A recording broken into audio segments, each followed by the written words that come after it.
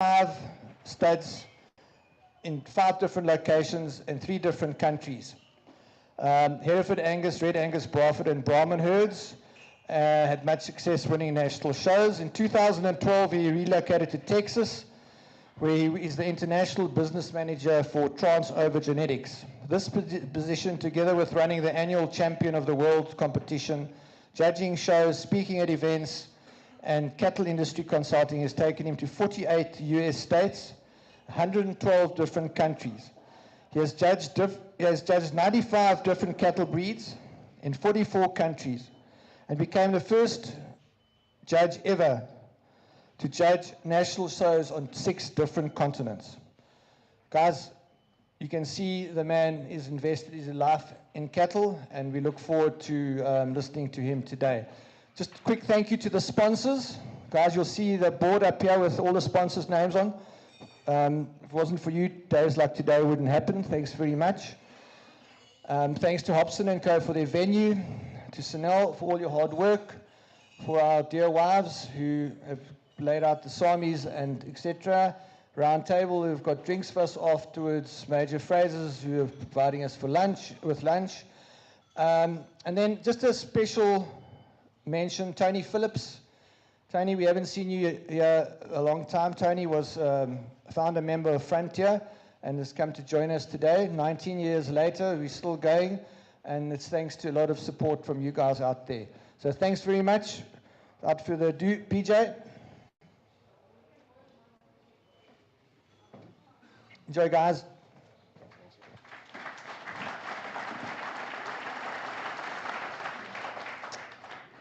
I think of all the introductions I've ever had, that is definitely the most recent one. But, and it's not, I have to be very, very careful today because there are a lot of fact checkers in this crowd that can do it in a moment. So I can't get too lyrical with waxing some of my philosophies here, because a lot of you either grew up with me or watched me growing up, so I have to be careful. So my resume is actually different to what Justin just read. I was head of the Agricultural Society at St. Andrews for 3 years, and we undertook a lot of field trips in this area. And then I went to Rhodes University, where I studied TV journalism and Xhosa. When it's read out in America that I went to Rhodes University, they think it's an Ivy League school in the Northeast, and that Xhosa is like the precursor to mitochondrial genomics.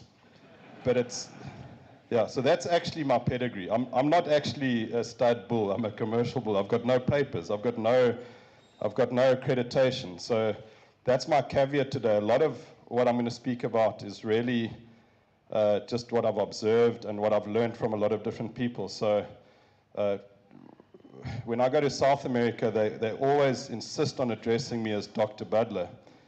And no matter how I try in Spanish to tell them I'm not a doctor, they just carry on. So in front of you, I'm like the emperor with no clothes on. I'm not a doctor, and I haven't got any accreditation. So thank you for driving all this way to come and look at this commercial bull. My talk today is going to just be a very general overview of 2 things. One is global livestock opportunities and challenges, and the other one is going to be about selecting animals for profitability and functional efficiency. And I think that if I have a passion and an obsession, it's about the cow-calf producers, the guys who are farming cows and selling calves commercially. I think that I appreciate the other links in the value chain. I really appreciate the feedlots, and I appreciate the abattoirs and the retailers. But my passion is about keeping the family farmers going, and not about making more money for the retailers and the feedlots and the packers. They'll take care of themselves. We've realized that they do take care of themselves. So my philosophies are definitely going to be more aligned to family farms. Yeah, Justin read the introduction. Basically, this is all I've really ever cared about, and it is probably, if I have a skill, it's the it's the only one I've got. I'm a bit of a one-trick pony. So that's about all I can offer, if anything. At the moment, I work within a family of companies called Eurus, and you might recognize some of these brands like Gen X and Leachman and Alta, and it's a big genetics company, and we do semen and embryos and cloning and gene editing, and there's colostrum and software and all that. My part is more just going out and exploring opportunities and what needs there are globally. My own company I set up when I left in end of 2012 is it's called Global Livestock Solutions. So that's where I do the farm visits and shows and speaking at events.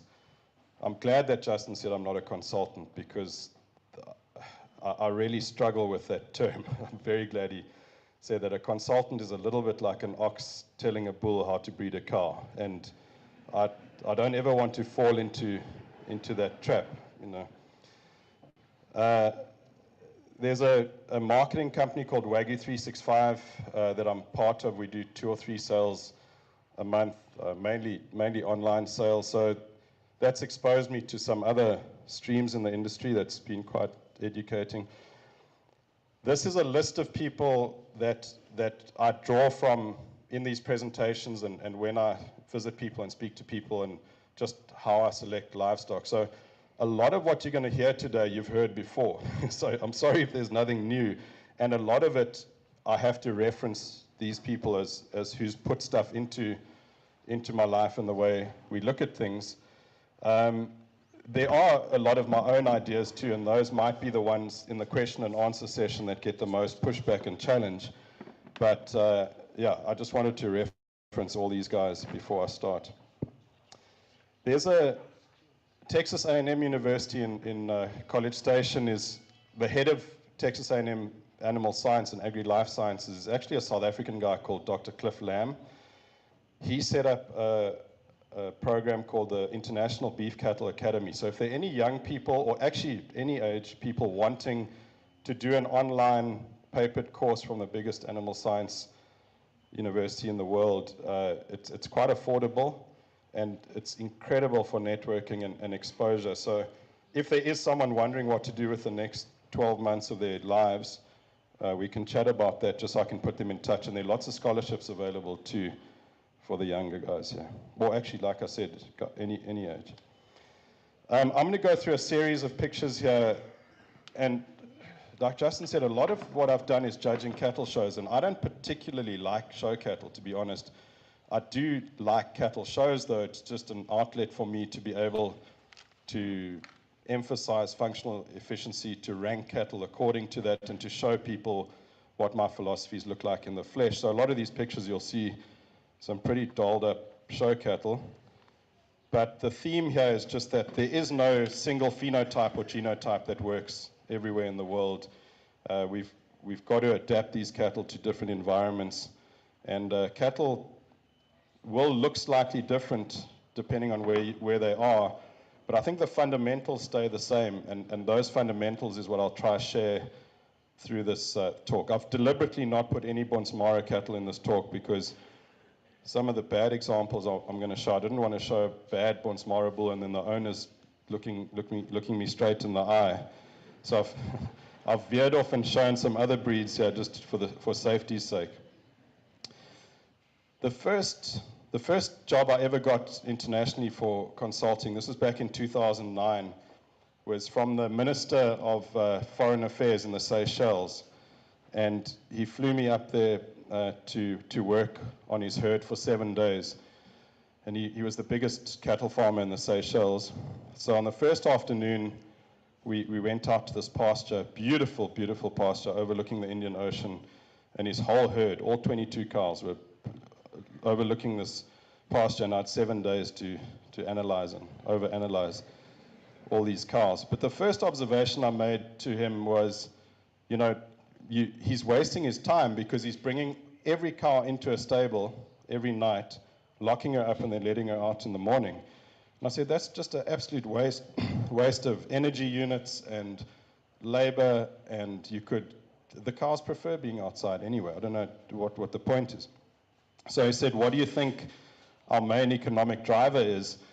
And I said, well, they're beef cows, because they were like this Boron type cow. And he said, I said, it must be beef. And he said, no. He said, our main economic driver is all the luxury resorts and hotels come and scrape manure off the concrete every morning for their veggie gardens and flower gardens. And then, as you can see in that top right picture, there's a steer pulling a cart. And a lot of the bulls or steers, they have to pull carts on those islands because motor vehicles aren't allowed. So that's a secondary income. And then they also crush coconuts. They tie them and they walk around in a circle, and that weight of the rocks they're pulling crushes the coconuts. They milk the cows until they die, and then at the end of their lives they end up using them for beef. This was actually probably the most valuable trip I ever went on before I started helping develop herds and build programs for guys, because it taught me to listen a little bit before I talk. And it's been very, very valuable. I think I mean, I still have to watch this. You're so quick to come up with solutions for other people's issues and problems. And often a lot of what they're doing actually makes sense, even though it might be different to what you're doing. Since then, we've had nice success sending parcels of boron to Seychelles and working there. It's certainly not part of my retirement fund, but it is a nice place to go for 7 days. When I was still running cattle in South Africa, Namibia, and Mauritius, we had managers on all these different farms, and it was very difficult for me to let go because I liked the micromanagement and actually being involved in everything, especially the cattle management. So what I developed is, you'll see, can you guys see the pictures clearly there? I can't see. Okay, so there's a walled city, and the premise was it's like a Phoenician or a Roman walled city where the emperor sits in the middle or the king sits in the middle, and there's a big protective wall around it. And every gate, north, east, south, west, had gatekeepers. And these gatekeepers would see what commerce was going in and out of the city, what people were coming in and out. And they kept tabs of this, and once a month or once a week, that all the gatekeepers would get together with the emperor and they'd explain what his kingdom or his empire looked like from a 360-degree angle. And if there was ever a gate without a gatekeeper, that's where all the invaders would come in, that's where people would sneak out, or there'd be theft of property or livestock. And I think what that struck me with was we have to cover our bases or have gatekeepers at each discipline in our cattle farming operations. We all here because we're passionate about genetics and cattle management. I see a lot of formal science, so you guys are more on the nutrition side. And we don't all like all the different disciplines of farming. There are very few people who can really get their teeth sunk into everything. But I think it's important that we identify those gates, the hypothetical gates, and we put gatekeepers there. So just paying attention to each one of those 8 disciplines. And it's humbling sometimes, but genetics really is only 1/8 of the equation. It's only 1/8 of the equation. Herd management's also only 1/8. And sorry for the formal and Molotech guys, that's also only 1/8. But all these 8ths are as important as each other. Not one of those disciplines are less or more important than the other. And honestly, ignoring any one of those disciplines is where the money runs out or the problems come in. So I think that what I would do with my managers is they would have these 8 disciplines to look at every month, just to make sure they're paying attention to each one of those 8. And it was a nice way of letting go a little bit and letting them do it their way without me having to micromanage on those 5 properties. But okay, if you guys don't like history and Phoenicians and Romans, then the wheel works the same way with the 8 spokes. Just if one spoke's shorter or longer than the other, it's not a comfortable ride. You get a flat tire and eventually the entire machine doesn't move forward anymore. So why I like mentioning this up front with any client or customer is that the idea that this lick or this vaccine or this bull is going to change your world or change your program actually has no merit. You know, it's a game of inches. It's 2,000 small steps. There's no one silver bullet that fixes anything. So when we get down to the cow level, I think we have to identify what actually is the profit driver in cattle, and then divide that with what I call the turnover traits. So your profitability traits, okay, adaptability is first. Adaptability is the gateway trait to livestock profitability. If an animal's not adapted, it can't express its genes. And I think that this might be a mistake that leading producers in terms of their strength and their resources all over the world make, is they try and change the environment to suit the cow instead of fitting the cow to the environment. So adaptability is, it's a deal breaker if they're not adapted. And adaptability allows for functional efficiency. And functional efficiency enables cows to be fertile. Now, fertility outside of stocking rate, fertility for cattle themselves is the number one driver, and that fertility we'll see later on in the slide, is easily the most important economic trait, is reproduction. And then longevity follows closely behind it. We need cows that can live a long time, because breeding replacement heifers and feeding replacement heifers is an incredibly expensive exercise. So the less we have to replace each year, the more affordable. So those are our profit traits. Now the other traits, growth, muscle, milk, marbling, depending on what you're doing, those are turnover traits. Like selecting especially for those traits can land you in a lot of trouble, because it's like Monopoly. You have to start at begin. You can't start, you know, at the corner. Well, if you do start at one of the corners, you actually might be starting in jail, and then you're stuck, you know. So what we've got here for adaptability, and often I use extremes, and sometimes ridiculous extremes, to try and prove a point, because that's the easiest way to prove a point, is to use an extreme. So we got a Nelore herd up in Brazil and a Scottish Highland cow in the Highlands of Scotland. These are two perfectly adapted cattle for those environments. Those Nelore cows are heat tolerant, they're insect resistant, they're tropically adapted, and those Highland cows can withstand being rained on and wind and cold continuously, and they're perfectly adapted. Now, if you switch those cattle and put them in the opposite environment, that Nelore cow is probably going to eat twice to 3 times more than the Highland cow just to keep up her energy requirements. So that automatically is unsustainable. And as you guys will know, in the tick areas down here, a Highland cow in the northern parts of Brazil probably has somewhere between 20 to 28 days to live, and then she's gone.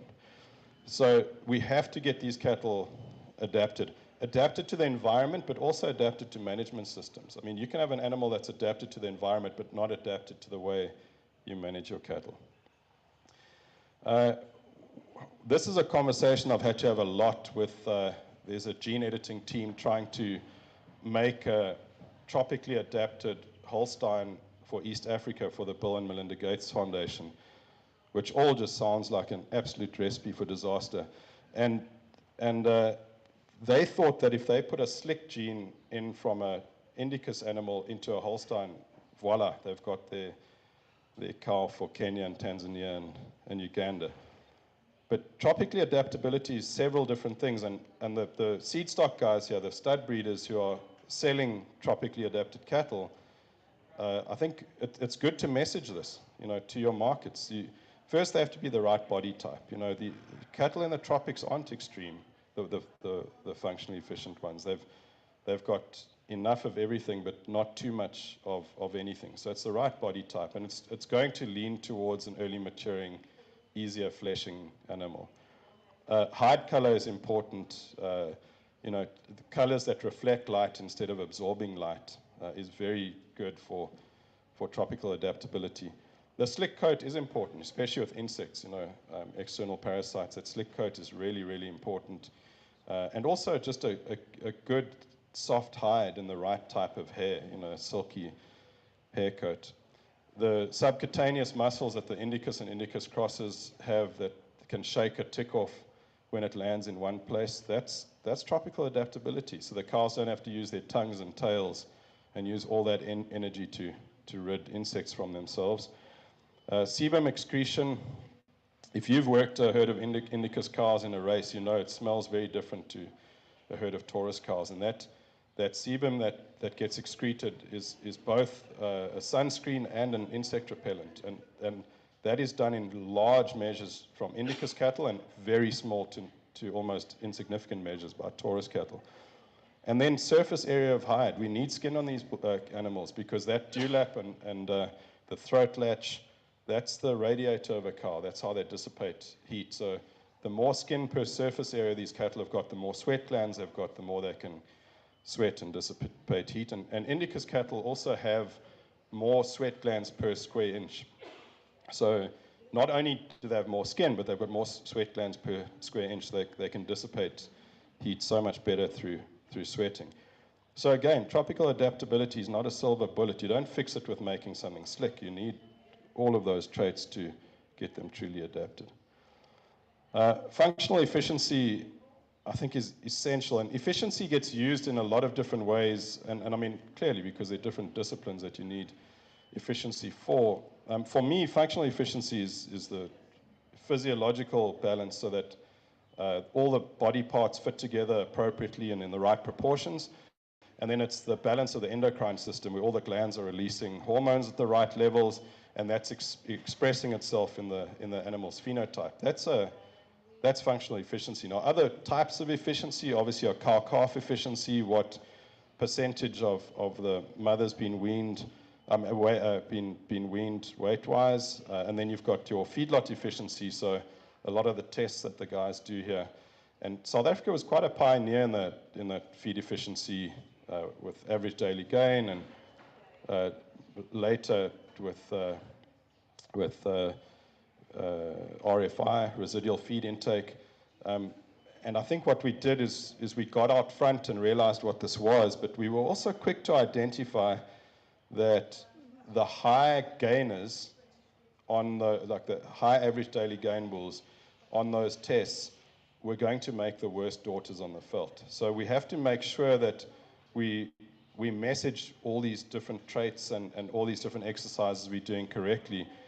The sales pitch from the market is that, well, this is a gold merit bull and you've got to use him to move your herd forward. Yeah, we'll get into this further. That's great news for the feedlots, but it's not wonderful news if you're trying to run efficient cows on veldt. And the main reason for that is that these cattle, early maturing, easy fleshing animal is going to be too efficient to win a growth test. RFI, have you guys paid any attention to residual feed intake at all? Not. Well, basically, it's coming in and it needs to be red flagged. It's looking for animals that are big cows that eat like a little cow, basically. So it can work in the feedlot if they're also efficient in gain, because you're feeding a little bit, you're getting a lot of weight. It's an absolute disaster in the cow-calf sector or selling weaners and having cows, because what you want in that sector is cows with appetite that can fill their rumens. So a big cow that eats like a little cow will never reach her energy requirements. So she's going to have no calories to push towards fertility, or no calories to push towards milk or to fighting disease. Justin and I were talking last night after one or two Johnny Blacks about the fact that if you think about all the cows that you lose to tick-borne diseases, it's a lot easier to lose a big cow than a little cow. And the reason is the little cows have got calories to push towards fighting disease. The big cows don't meet the energy requirements, so that they can't fight it as easily as the little cows do. Which Johann Zietsman puts this really well. He says that a a large cow is actually, she's genetically handicapped because of that, not being able to fulfill her energy requirements. So when residual feed intake, and as a trait, it comes into all the catalogs, and they get a BLAP number for it, and the SA stud book starts marketing it, just red flag that one and put it in your junk folder. So fertility is way more important than growth. And now some people say 4 times, some say 5, some say 10. It's more important. I mean, that's the gist of it. And it's highly heritable. Now, I know we've had some really good consultants in this country, and I use these guys, and we've had good animal scientists, and we've gained and learned from these guys. But the one hill I am prepared to die on is that fertility is highly heritable. We always told it as 10% heritability, so it has low heritability. This is not only impossible, but it's also important to know that it's wrong, because you can breed for fertility, and fertility is highly heritable. We've maybe been measuring it wrong in the past, and that's why we've thought it had low heritability. But if you think about it, how many of you guys have sheep here or goats? And you guys know that a lot of breeds, you guys select rams that come out of ewes that have had lots of twins, or there's twins in the background. Why would you do that if it had low heritability? I mean, it doesn't make any sense.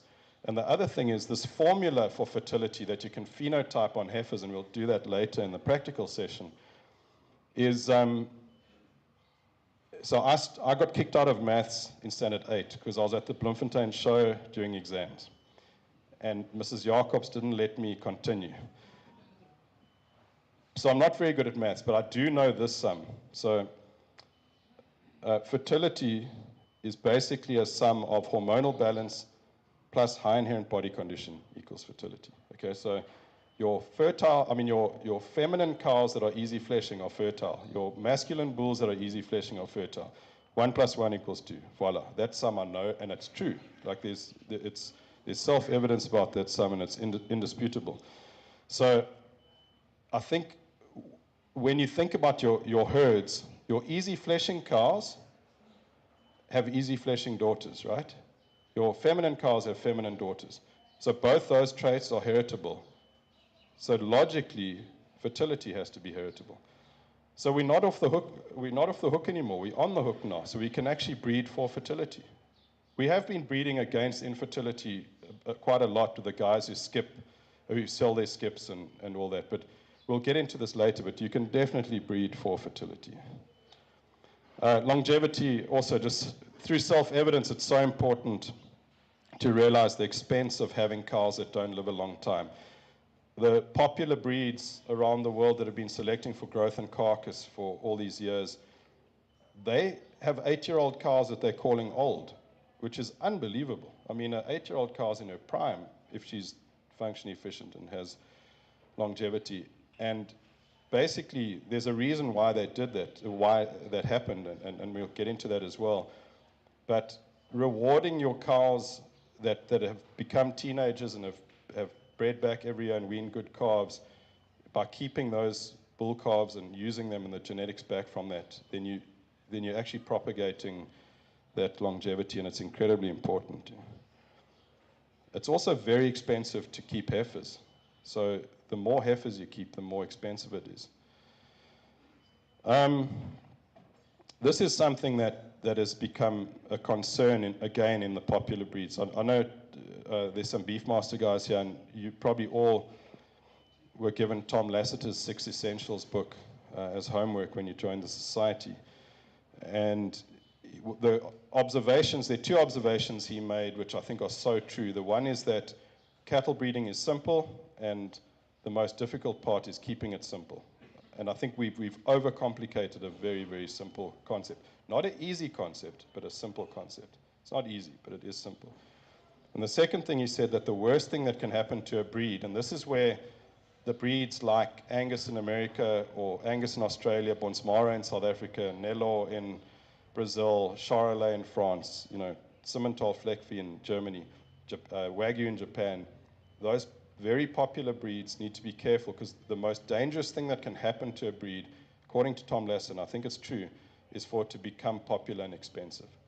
And it's just keeping your wits about you and keeping your knife sharp when it comes to when you're dehorning and castrating, because a lot of bulls are going out that maybe shouldn't be.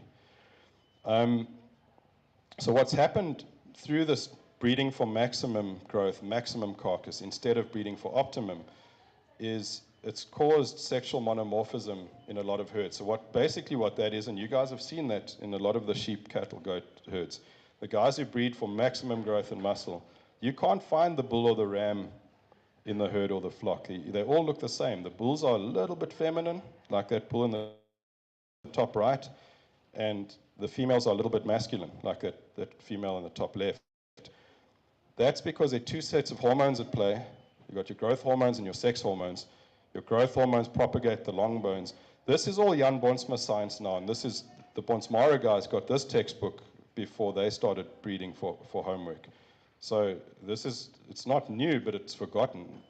I think a lot of the Beefmaster and Bonsmara guys, you guys wrote these books, but you haven't read them, some of the guys, you know, we've got to propagate sex hormones to make fertile cows. And what the growth hormones do is they grow long bones and they put a lot of muscle on the top. And only when those bones ossify or they stop growing, then do the sex hormones kick in and you get estrus in the females and live sperm in the bulls. And then they stop growing and they ossify. But if you're breeding for maximum growth and carcass, you delay the sex hormones, so you breed against fertility by making lean, late maturing cattle. And that's a recipe for making lots of money for the feedlots and processors and abattoirs, and no money for yourselves. So the alternate to that is sexual dimorphism, and that's those two boron examples at the bottom where the bull and the female look nothing the same. I think it's Kit Farrow uses this analogy so well, where if three men are sitting next to each other on a couch, the shoulders are touching, and if three ladies are sitting next to each other on the couch, the hips are touching. And that's really true. We're not supposed to be the same shape and the same size, and the fertile genotypes and fertile phenotypes are going to be the ones where the sex hormones have been propagated and not just the growth hormones. So, like I said, we're going to use some extreme examples to make a point. So when we get to growth, we probably want to be somewhere between that Chianina bull and that miniature Galloway female. And a lot of these traits, the answer is going to be slap bang in the middle of, in terms of optimizing, because you're going to have concerns on both sides there.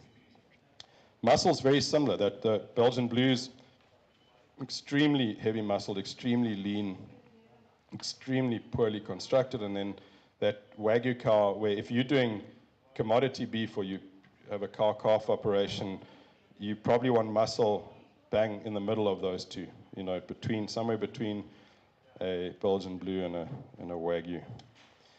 Milk is the same too. You see that Belgian Blue cow, she's dry, but you can see that she's not going to milk just because of her hormonal imbalance and how much muscle she's got, and there's not much to say about her udder there. And then the Holstein cow, as a beef cow, she would have way too much milk, and this would be a problem in several ways. The first thing is she's not going to reconceive in a beef operation because she's got so much milk. And the second thing is she's also not going to milk very much because she's not going to reach her energy requirements. So she'll milk about the same as your beef cows do, but she'll eat like a cow that gives 30, 40, 50 liters a day. And then not conceive. So you're going to struggle with cows with too much milk. So with milk, you need to be somewhere in the middle again, just somewhere around breed average. Marbling is similar too, you know, just two extremes of marbling there.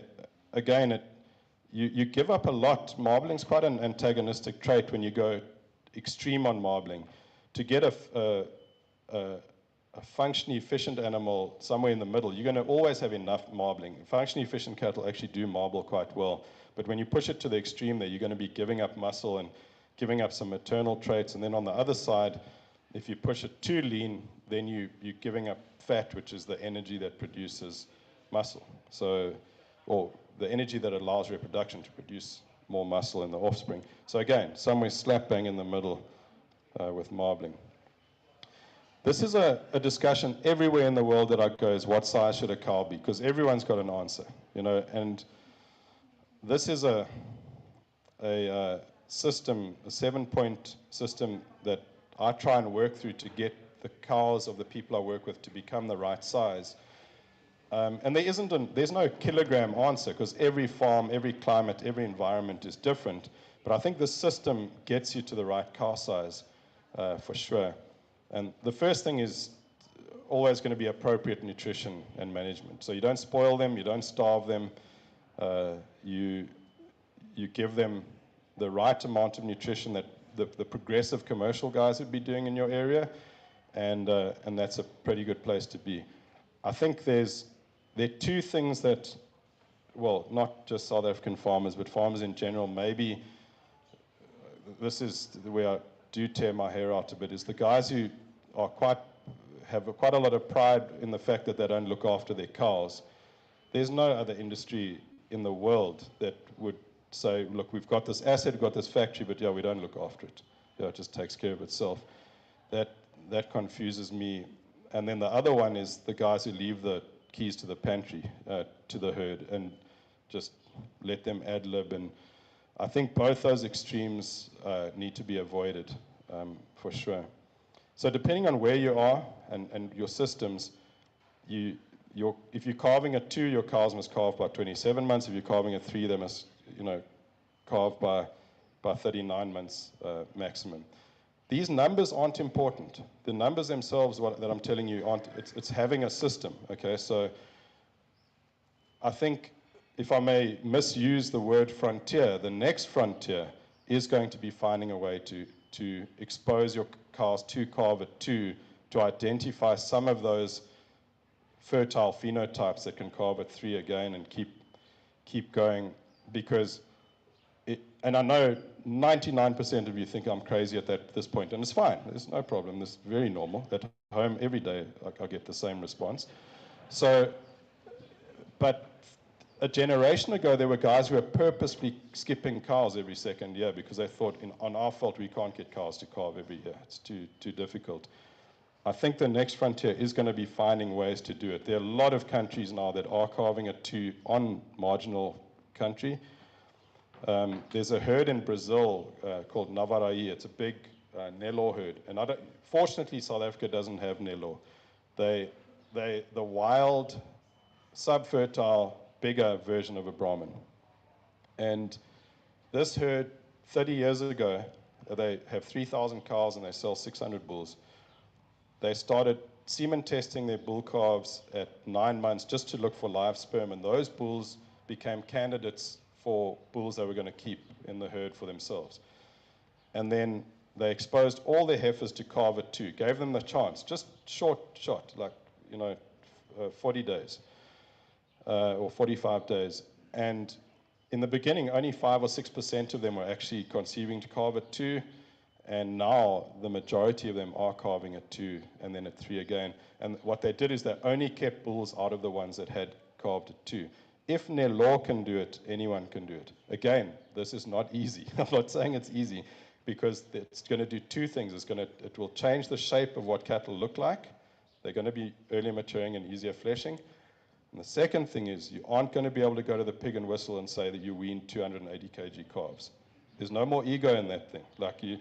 It's a little bit like you're going to have to become like mealie farmers, where they talk about, how many tons per hectare, not like how many grams or kilograms per plant they sell.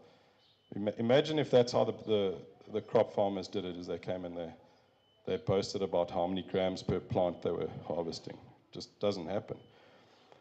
So the next thing is they have to conceive in a short breeding season. So it's going to be 90 days for some guys, it's going to be 120 days for some guys, it's going to be 45 days for some guys, or 60.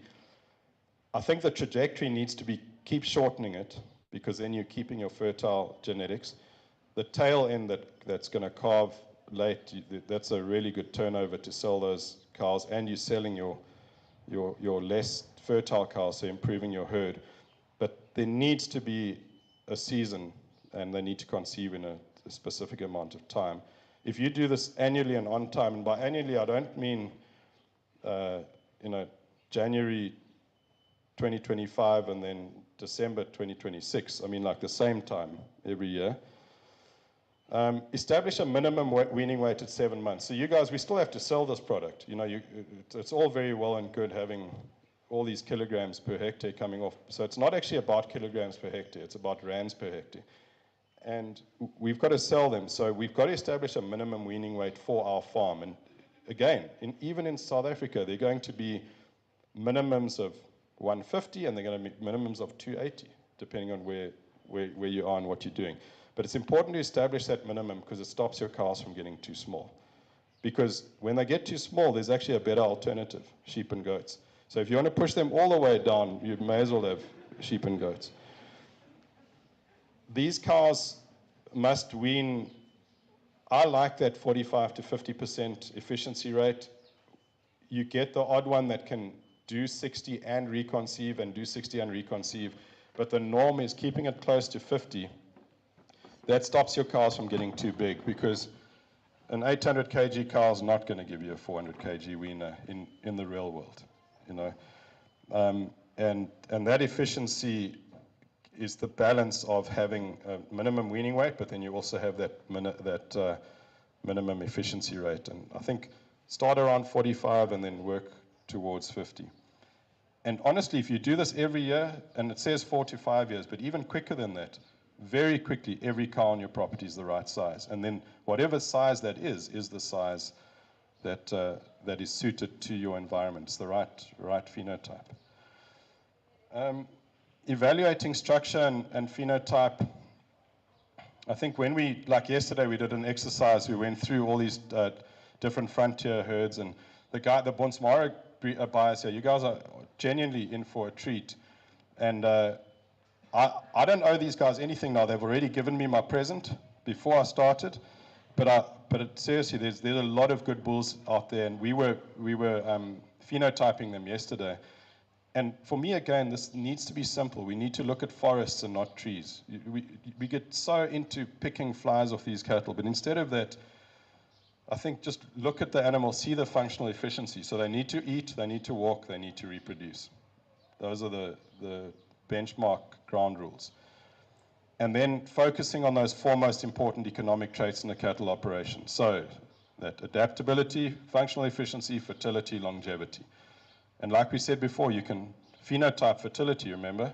Hormonal balance and ease of fleshing equals fertility. And then, depending on what the objectives are, then you add optimum muscle, optimum growth, optimum milk. And if you get rewarded for marbling, you bring that in. If you're not getting rewarded for marbling, I wouldn't mess with it too much. Because like I said, functionally efficient cattle do marble. If you're not getting rewarded for it, pushing it as a trait, you're going to lose out on other stuff. And with all this stuff, look at the extremes. Like the guys who've gone all the way on marbling are the Wagyu guys.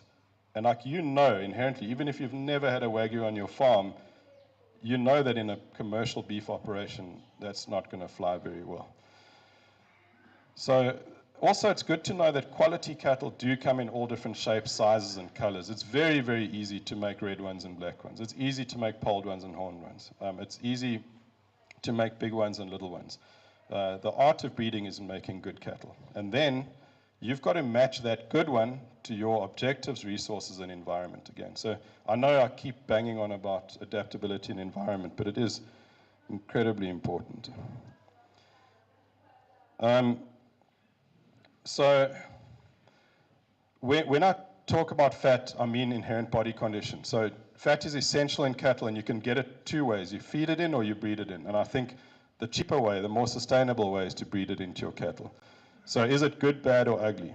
The other bugbear I've got, and this is proudly South African, is the term klipharde bil. That is the most ridiculous statement that's ever come out. I mean, because they lose all their ruminant qualities and they literally become pigs, is what they become. I think we've got to keep ease of fleshing on these cattle for fertility purposes. And so why do I like easier fleshing, earlier maturing animal. I've got several points to argue on my side. I know that the feedlots and the abattoirs prefer a leaner animal, that they can grow longer and before it starts adding fat and they get more product for it. But from my side, the points to argue with this is that the earlier maturing cattle are more fertile and they're non-selective grazers. They put their head down and they graze. They've got appetite. Appetite is an incredibly important thing in cattle. If you don't have appetite, you can't fill your energy requirements.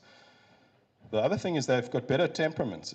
Like if you look at all the breeds that are later maturing and bigger, that's you start getting serious temperament issues, because leaner cattle, later maturing cattle, tend to have worse temperaments. And then it's a way better eating experience when that steak hits the plate, because fat is flavor, and that fatty meat has got much better flavor than your lean meat. So we really do love singing off the hymn sheet sent to us by the processors and the abattoirs and the feedlots. But they do buy your calves. Like even if you're not singing from their hymn sheet, they're going to buy them, and they know that they're going to be good enough for them. We're not a charity organization. We don't have to make money for them. They're fine. They'll make their own money. I think it's very important to remember that charity begins at home, and home is the family farm. Rather focus on making money for yourself, and they'll take care of themselves. Yeah, this is, you're going to think I've like really left the reservation here, but I haven't. The United Nations are very, very good at putting data together and over-analyzing a lot of things. They're not so hot at other stuff, but the one index I quite enjoy looking at, and it's countries that I've visited several times, is the 10 happiest countries in the world. They've got a happiness index, and it's like, I think it's 1,000 data points that they put in and they get them out. So as you can read there, it's Finland, Denmark, all the way to New Zealand. And the three things I realized that these countries all have, that the countries that you thought might be on that list don't have. The first thing is free market economies. So that's basically that the people decide what the value of a product or a service is. For breed societies, I think this is very important to remember. If you keep your breed society free and open, let the breeders decide what's valuable and let them breed according to that. Because the minute you take that away, you put yourself at huge risk as a breed society, because the chances are you're wrong. They were wrong in the 50s when they wanted to make them this big. They were wrong in the 80s when they wanted to make them this big. They were wrong in the 90s when they tried to decrease birth weight, and that decreased pelvic size, and the cows couldn't calve to normal bulls. They're wrong more recently, pushing for maximum carcass and muscle and marbling, where they've lost their maternal traits. So I love breed societies because they record, they keep record of our cattle, and they're a marketing arm for growing market share. But they haven't been right yet. And I think that's the thing we need to keep reminding. The more stricter the breed societies get, someone has to remind them that it's their turn to be right now. They haven't been right yet. And maybe they must let the farmers decide what works for them, because if those farmers that hadn't listened through the 50s and 60s and 80s and 90s and now more recently, if everyone had listened to them, there'd be no cows left. It wouldn't be a viable opportunity. So thank goodness for the farmers that just did what worked on their farms. The second thing is maximizing energy. So in these countries, they maximize, whether it's from fossil fuels or wind or solar or nuclear, hydro, they maximize it. They use as much as they can. And that comes into, I think, within a family farm, between your family and your staff and neighbors, maximizing those energy units, making sure that everyone's got input. Because if you hold back anyone there, you're limiting the full potential of what your operation can do. The last thing they've done is all these countries have liberated women. And this makes so much sense morally, but it also makes sense economically. Like countries like in the Middle East, North Africa, even Latin America, where the women aren't liberated and aren't involved in all these businesses, they're taking 50% of their potential workforce out of the equation. So they can only run at maximum 50%. It makes absolutely no sense, and it's just ridiculously immoral. So I think from the standpoint of happy countries would be the same like happy farms. You use those three points and you can really optimize what you can do within the family structures. This talk is it's about balance. My goal this morning is to give you just an average talk. I want to give you the most average talk that you've ever listened to, because it really is important that we optimize, that we don't go and try and shoot for the stars on all these disciplines and traits, because that's not how you make a profit. That's how you make headlines. Veerplaas, Landbouwerkblad, Farmers Weekly, they love maximizing. They love this shooting for the stars. Of course, it sells papers. But the guys who win the wars are the guys who optimize, that know how to balance things. And what is balance? So balance it's a word that we all use. I mean, everyone uses balance all the time. They love balanced bulls and balanced rams. But it's a word like equity or sustainability.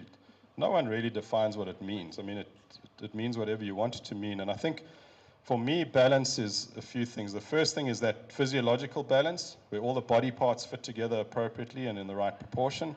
The balance of the endocrine system again, where the glands are functioning correctly, releasing hormones, and you can see that balance in the phenotype.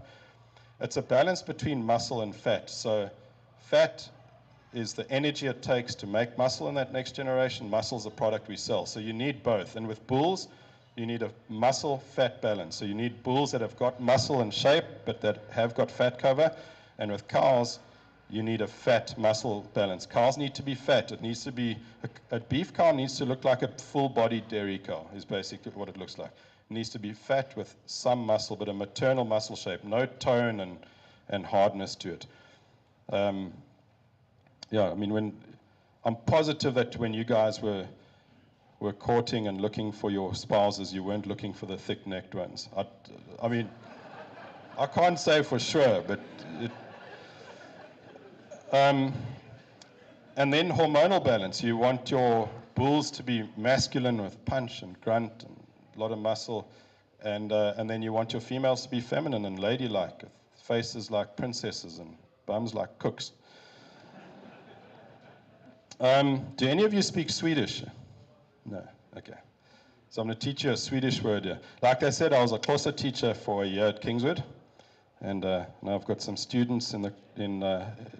I taught them so well 20 years ago, they've come back for more now. I actually did get a stern talking to by a teacher friend of mine the other day, like saying that I really knew better than to be a teacher and I shouldn't have done it. So it was short-lived. So I only scarred 1 year of students. Lagom, this is a Swedish word. I'm not entirely sure if that's the correct pronunciation, but what it means is the Swedes have got an amazing philosophy. They strive for balance, just enough, a big enough house, the right car, the right job, and in their animals too, just enough in everything.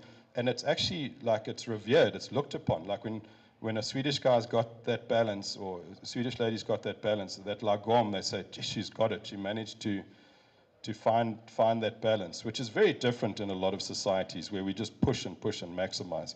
And I think in our cattle operations and our farms, that balance is essential for sustainability in terms of profitability.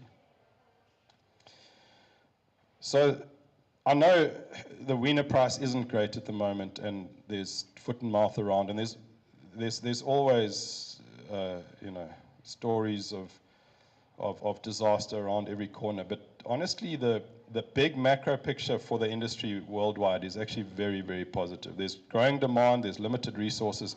even in the US, where those elite urban centers make a lot of noise about, getting people to eat less meat and less beef, even in the US, there's more beef being consumed year on year, every year, that the beef consumption is going up because the middle class is growing, and the middle class wants to consume this aspirational product, and you're not going to stop them from doing it.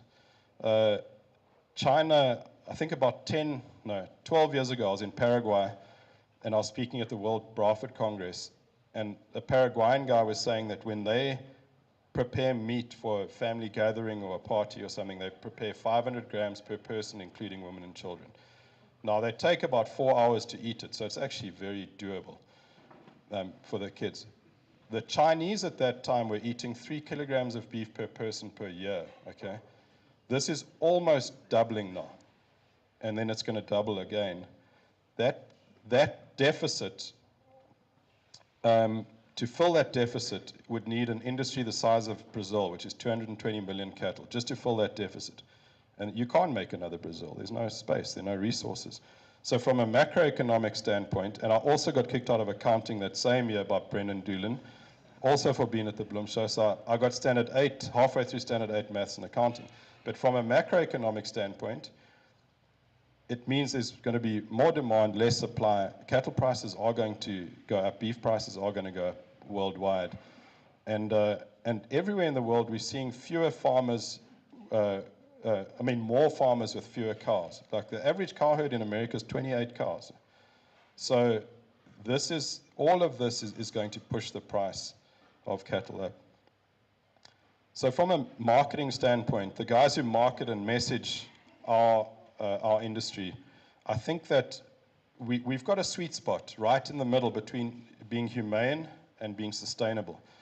And our cattle are very sustainable. Our sheep and goats are very sustainable. We know how to propagate them and keep it going and keep the herds growing. But it's also humane. I mean, they're outside, and it's very natural the way that we do it. So we tick boxes on both sides for the bank manager, but also for the protesting class who loves telling us that we're trying to poison them. The white-tailed deer on the left, now that's very humane. I mean, you can have kudu and trout, and there's nothing more humane than harvesting that for food. But we're not going to feed 8 billion people with kudu and trout. It's not feasible. And on the other side, sustainable chickens and pigs will be around forever because they've evolved to live alongside man. So as long as there are people around, there are always going to be chickens. And so that's incredibly sustainable, but they get hit the hardest by the humane society. So I don't discriminate. I fully believe in equity. I eat all this food. But I think from the standpoint of being humane and sustainable, beef, sheep, and goats, we've got a strong selling point there that we can do both those things. Challenges. There are challenges. There are always challenges, but these challenges create opportunities. And the first thing is subsidies is a big, big challenge. I think my show of hands is going to be a little different now to what it was up in Limpopo a couple of days ago. But my question was, and I do this with the Texans a lot too, is I ask, I want to learn. Are you guys, is there any subsidies for cattle in South Africa? No. Okay. How many of you make your money out of cattle? Like that's your main business? Okay, about 40%.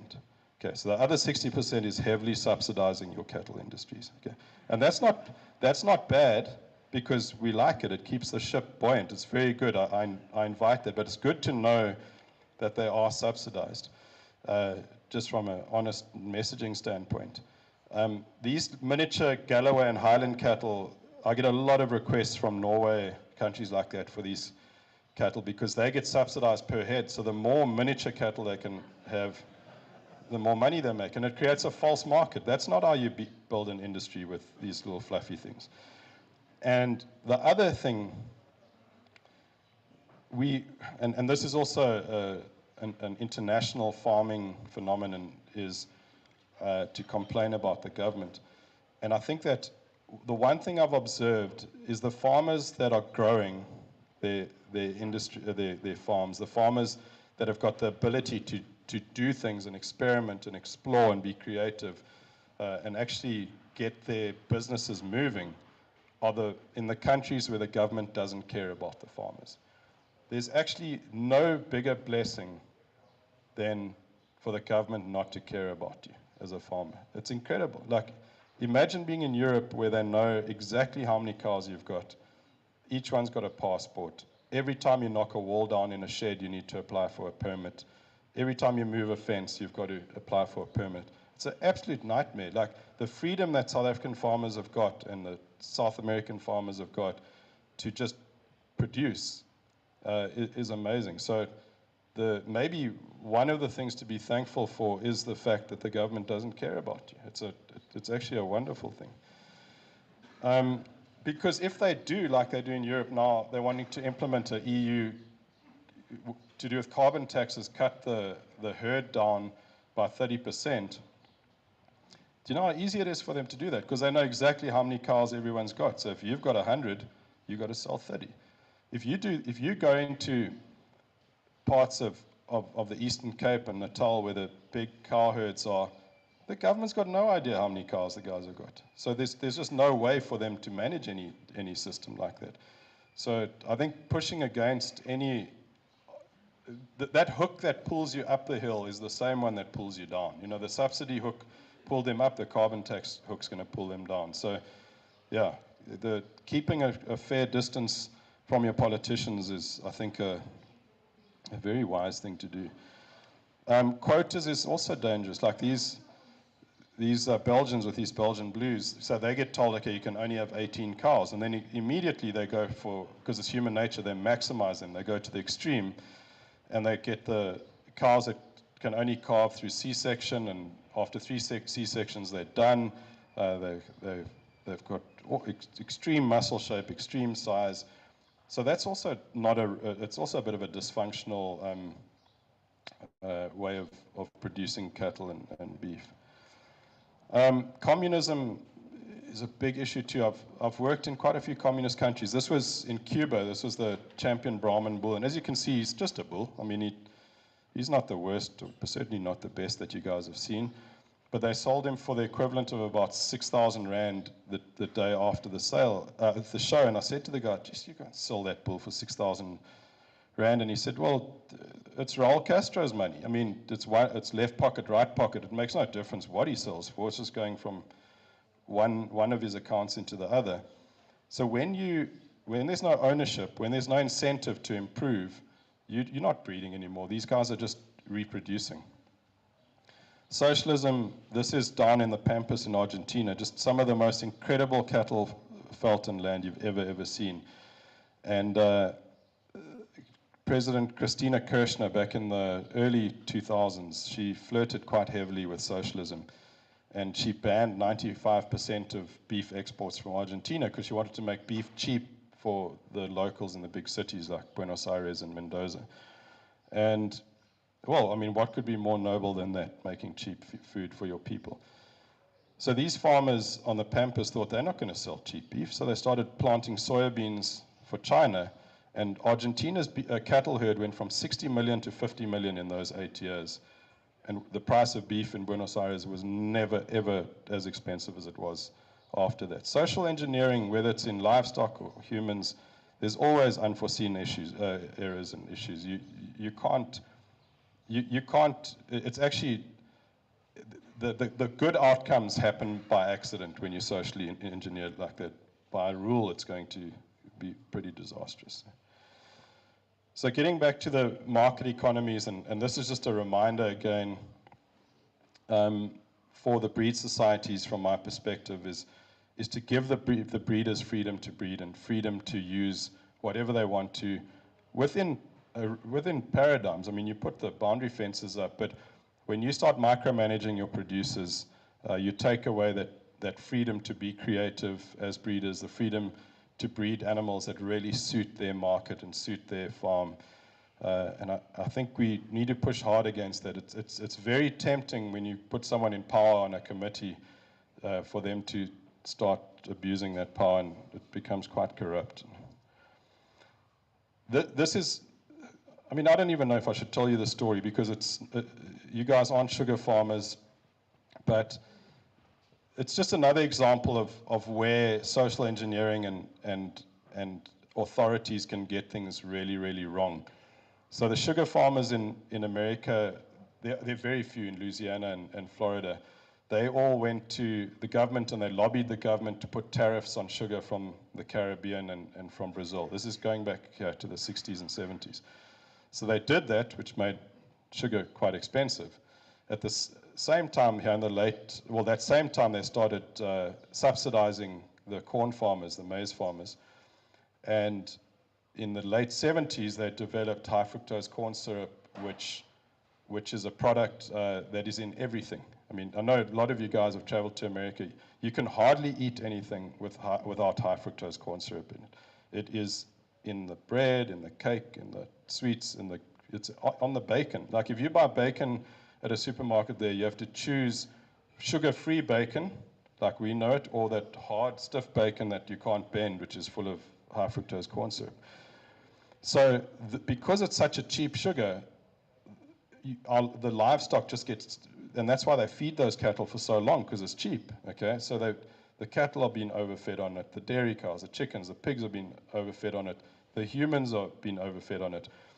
And if you take the end of 1970 to the early 80s, and you see the change that happened from consuming sugar from sugarcane in moderate amounts, because it was expensive, to cheap high fructose corn syrup, the change that happened in the body types of the people, the temperaments of the people, the health of the people, the mental health of the people. There were things that have happened in schools in terms of all those mental disorders. Before 1980, you can Google it till you're blue in the face. There were no mass shootings in America, nothing. And this is where if you study an endocrine system and you realize that, and this is for cattle and for humans. Remember, we share 80% DNA, us and cattle. We're actually quite closely related. When the pituitary gland talks to the pineal gland, it changes the brain. It changes the muscle of the brain. So when you're putting junk in, you're going to get junk out.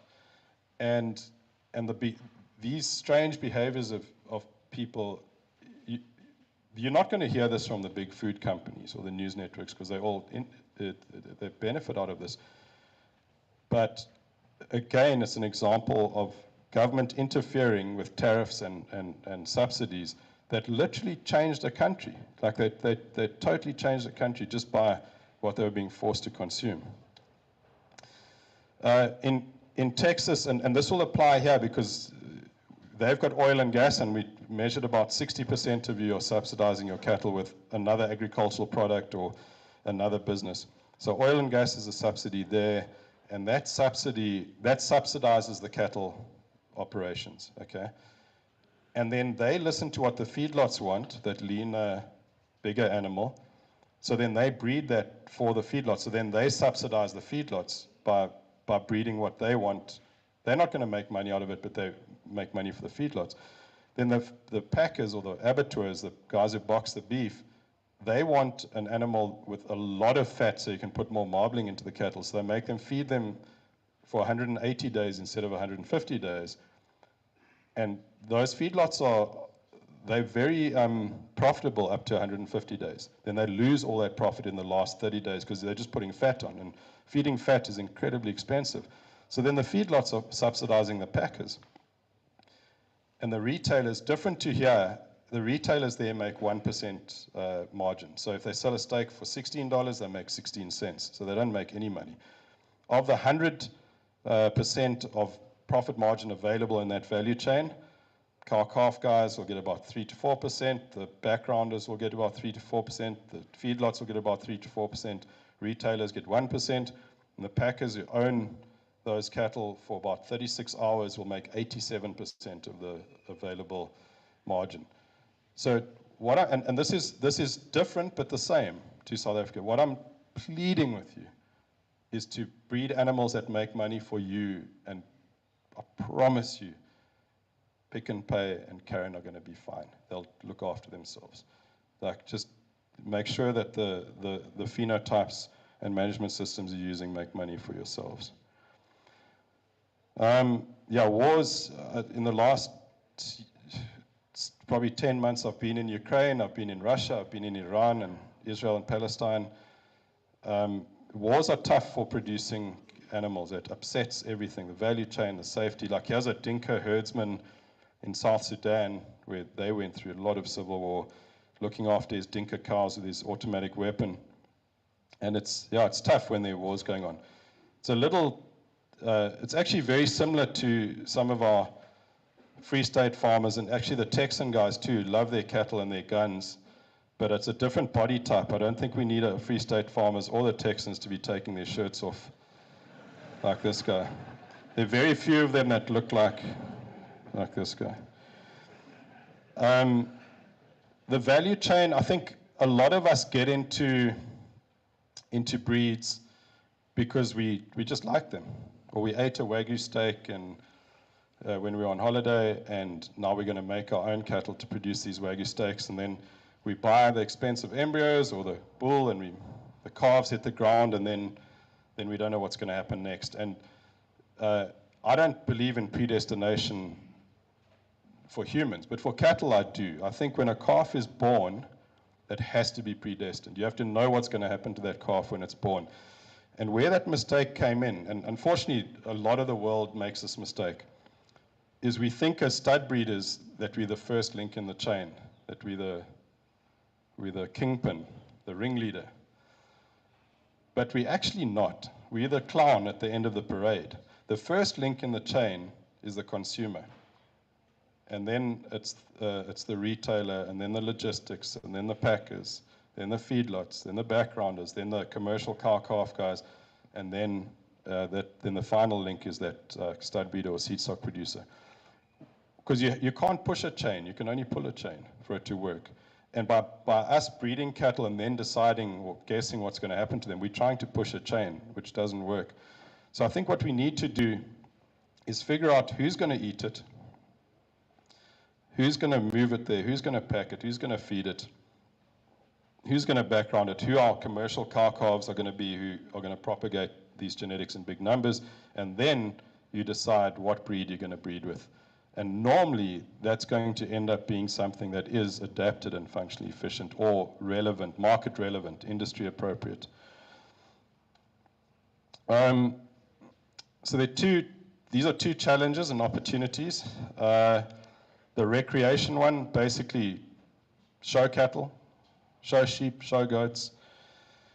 I think every different industry needs a show. We have to, if you've got vacuum cleaners or boats, we need a show to show our wares. But this one's got a bit out of control now. And I think we have to make these animals industry relevant and appropriate. They have to mirror what the industry is looking like, both in terms of type, but also condition, and stop looking at these fancy points. This steer, I think he was sold for $350,000 on a sale in Texas, but as you can see, it's a poodle. I mean, there's absolutely no economic value in that animal at all. And unfortunately, those kids who show these animals, then they never lose that stuff that gets put into them at the show level, and then they become kids with grey hair, still thinking that these are good things to do. So there's opportunity if we do it right, but there's big challenge if that goes wrong. EPDs and genomics or BLAP or EBVs, whatever you call it.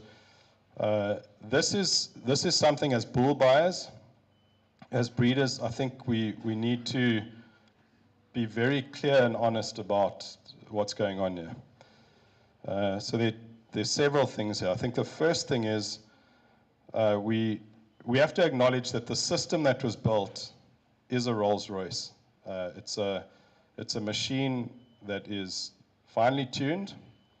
It's a machine that works if everyone is measuring everything on it. And I won't ask you guys to put your hands up for this one and then take them down when you don't fulfill one of those criteria. But just look deep inside your souls and hearts.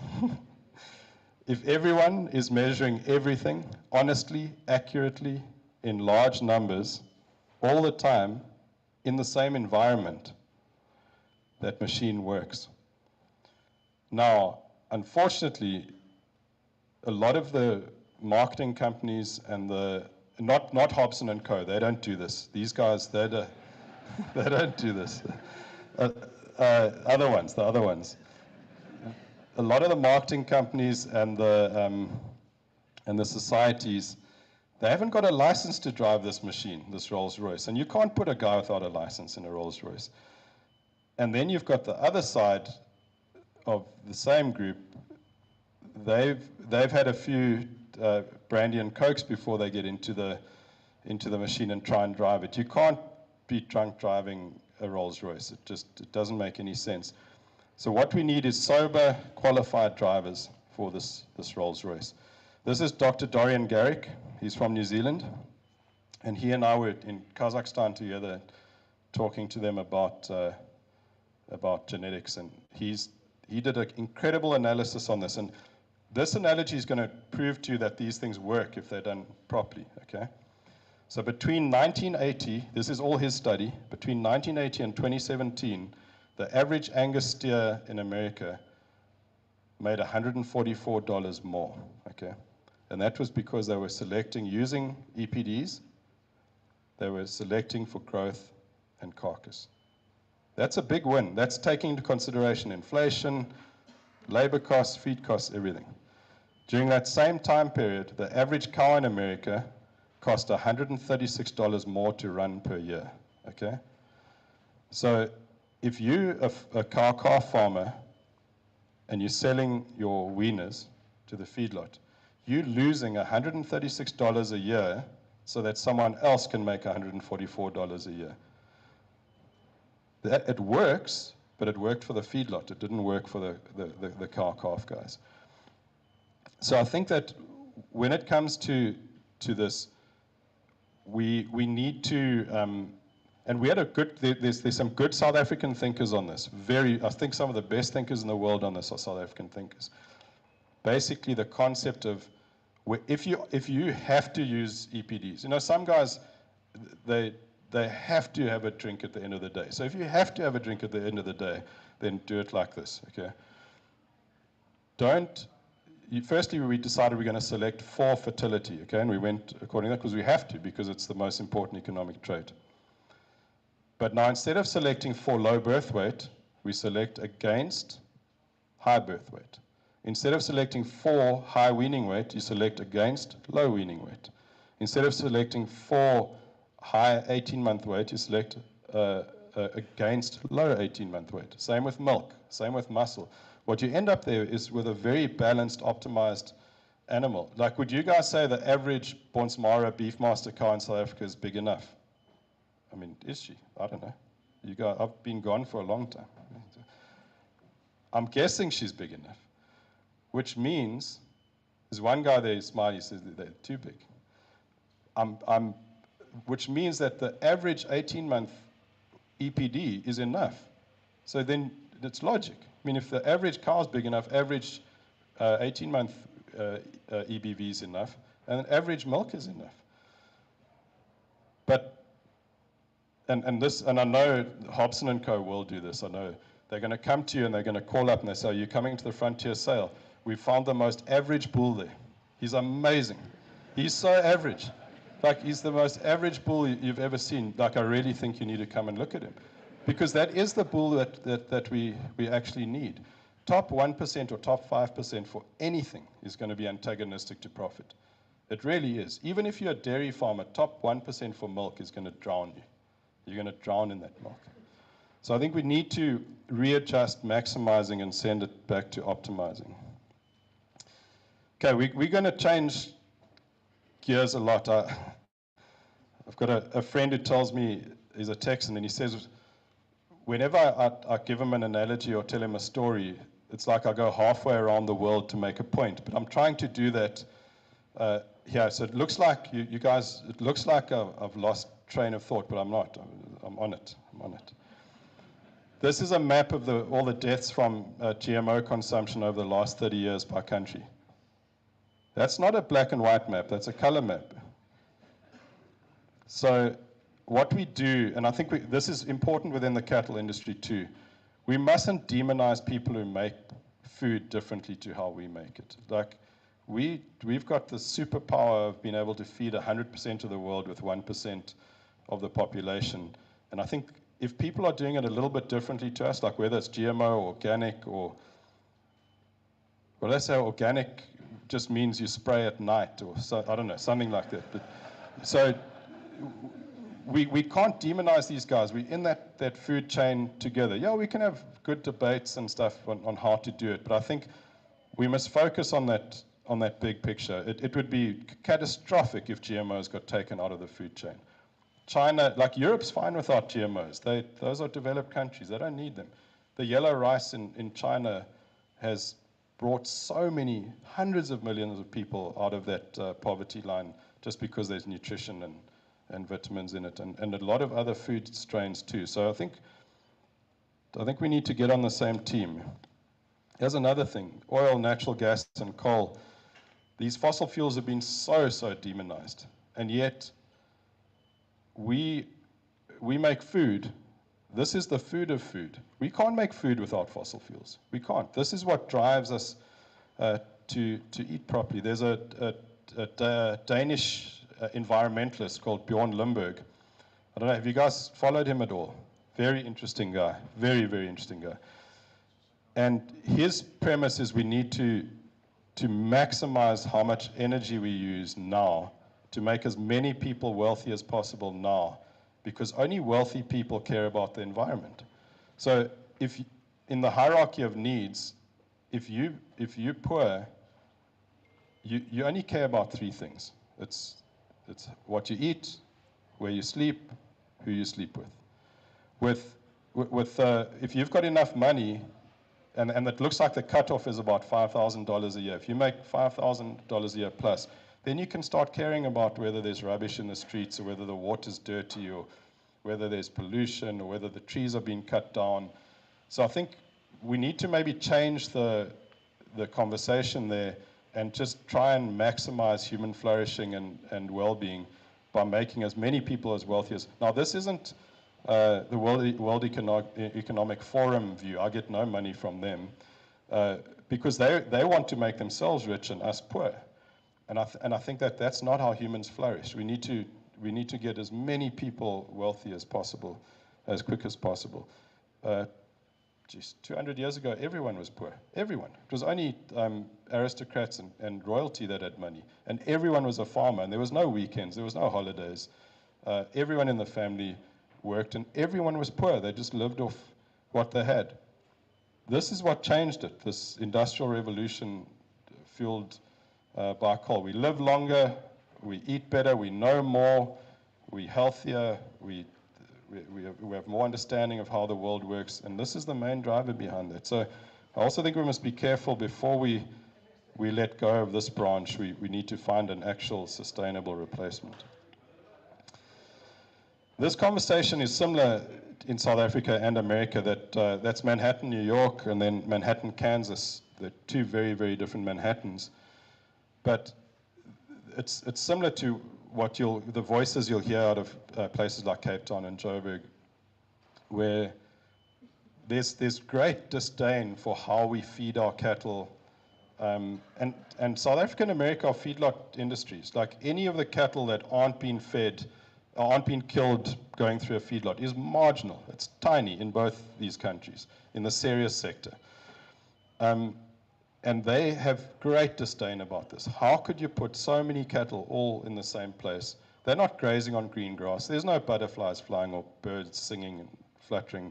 And they're not, the shade is artificial. The water's not in a stream or a pristine lake. It's in a water trough.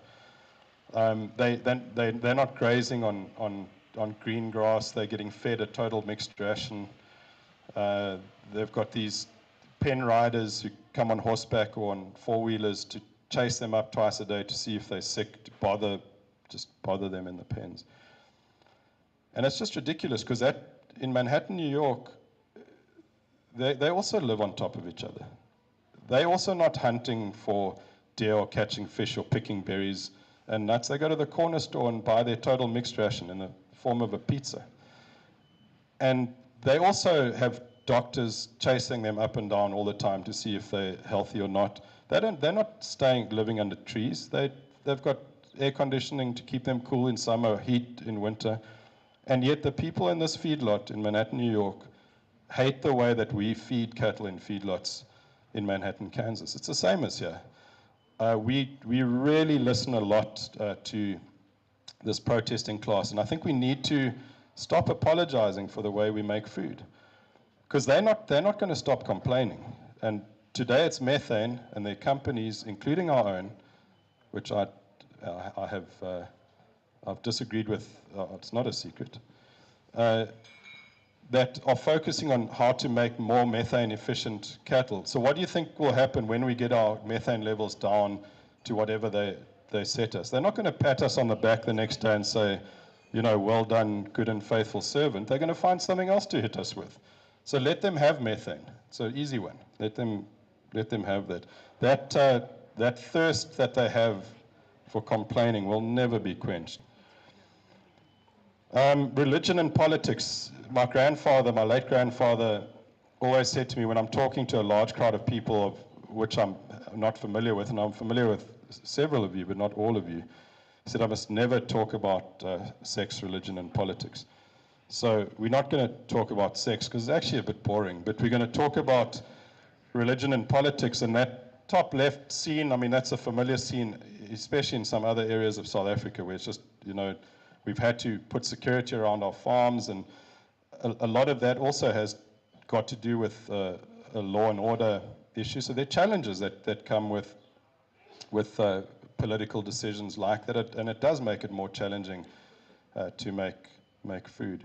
That top right, all those stray Bos Indicus cattle on the streets in India. So the Hindus don't eat beef. 2 states in India allow slaughter. It's with more the Christian and Muslim states. And these cattle, they've got the biggest cattle population in the world of 330 million head. And these cattle go and they eat, that 330 million head eats food that could be for people, and the people are hungry. So it's a bit of a disaster, but an opportunities come out of that. So the Indians, fortunately, look, the cow is sacred in India, but the rupee is more sacred. And they found an exit strategy in Bangladesh to move all those cattle unofficially, illegally, but allowed across the border. And it's the biggest cattle export in the world now, and the Bangladeshis are eating their cattle. So that's a solution that was provided by that challenge. That big ship at the bottom, that's a ship in Brazil. In the Middle East, at the end of Eid Mubarak or the Ramadan, they have to slaughter live animals, sheep, goats, cattle, camels, chickens for celebration, for sacrifice.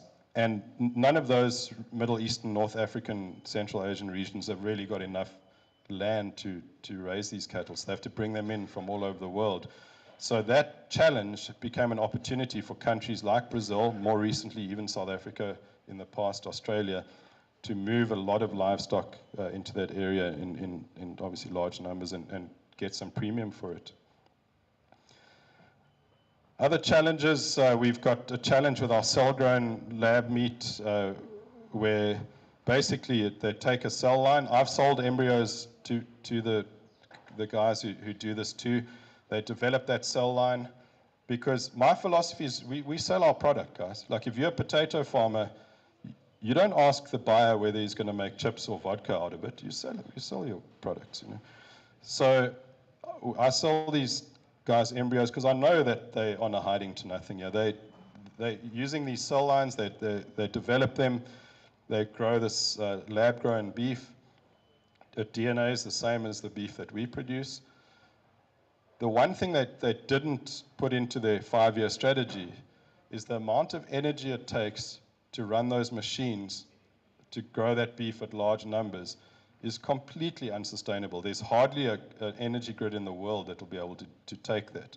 And we're already energy challenged because of all the AI data mining centers, like all the Bitcoin centers and stuff. They're also taking all the energy.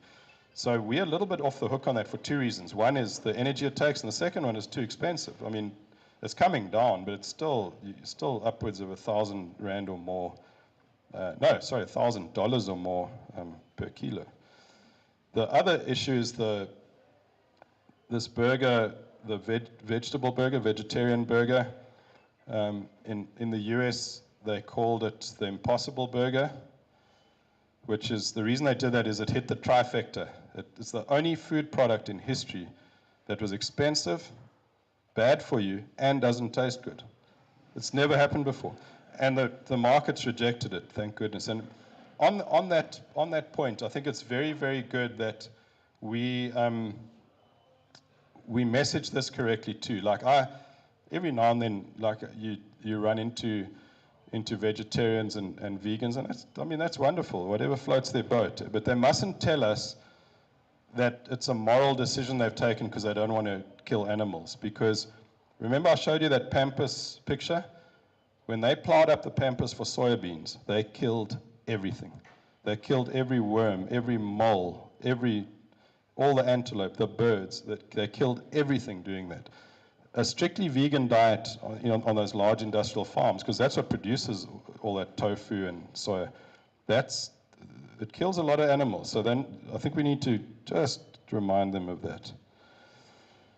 And I think we need to get our messaging straight from our side too. We too easily get put into brackets like climate deniers and, our cow methane is killing this, the planet and environment. And I think we really need to message this correctly, because if we don't, you can get trapped so easily. Like if I was asked if I played sport at Rhodes and I said yes, what does that mean? I mean, I could have been a bare knuckle boxer, or I could have played bowls. It's sport, but it's not the same thing.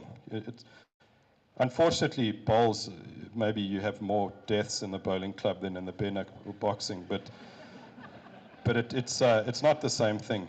So we need to definitely message it that our primary objective is human flourishing, human well-being, and we mustn't apologize for inhabiting the planet. We're not destroying nature. We're part of nature. We're part of the environment. We're the only species that's ever cared about another species.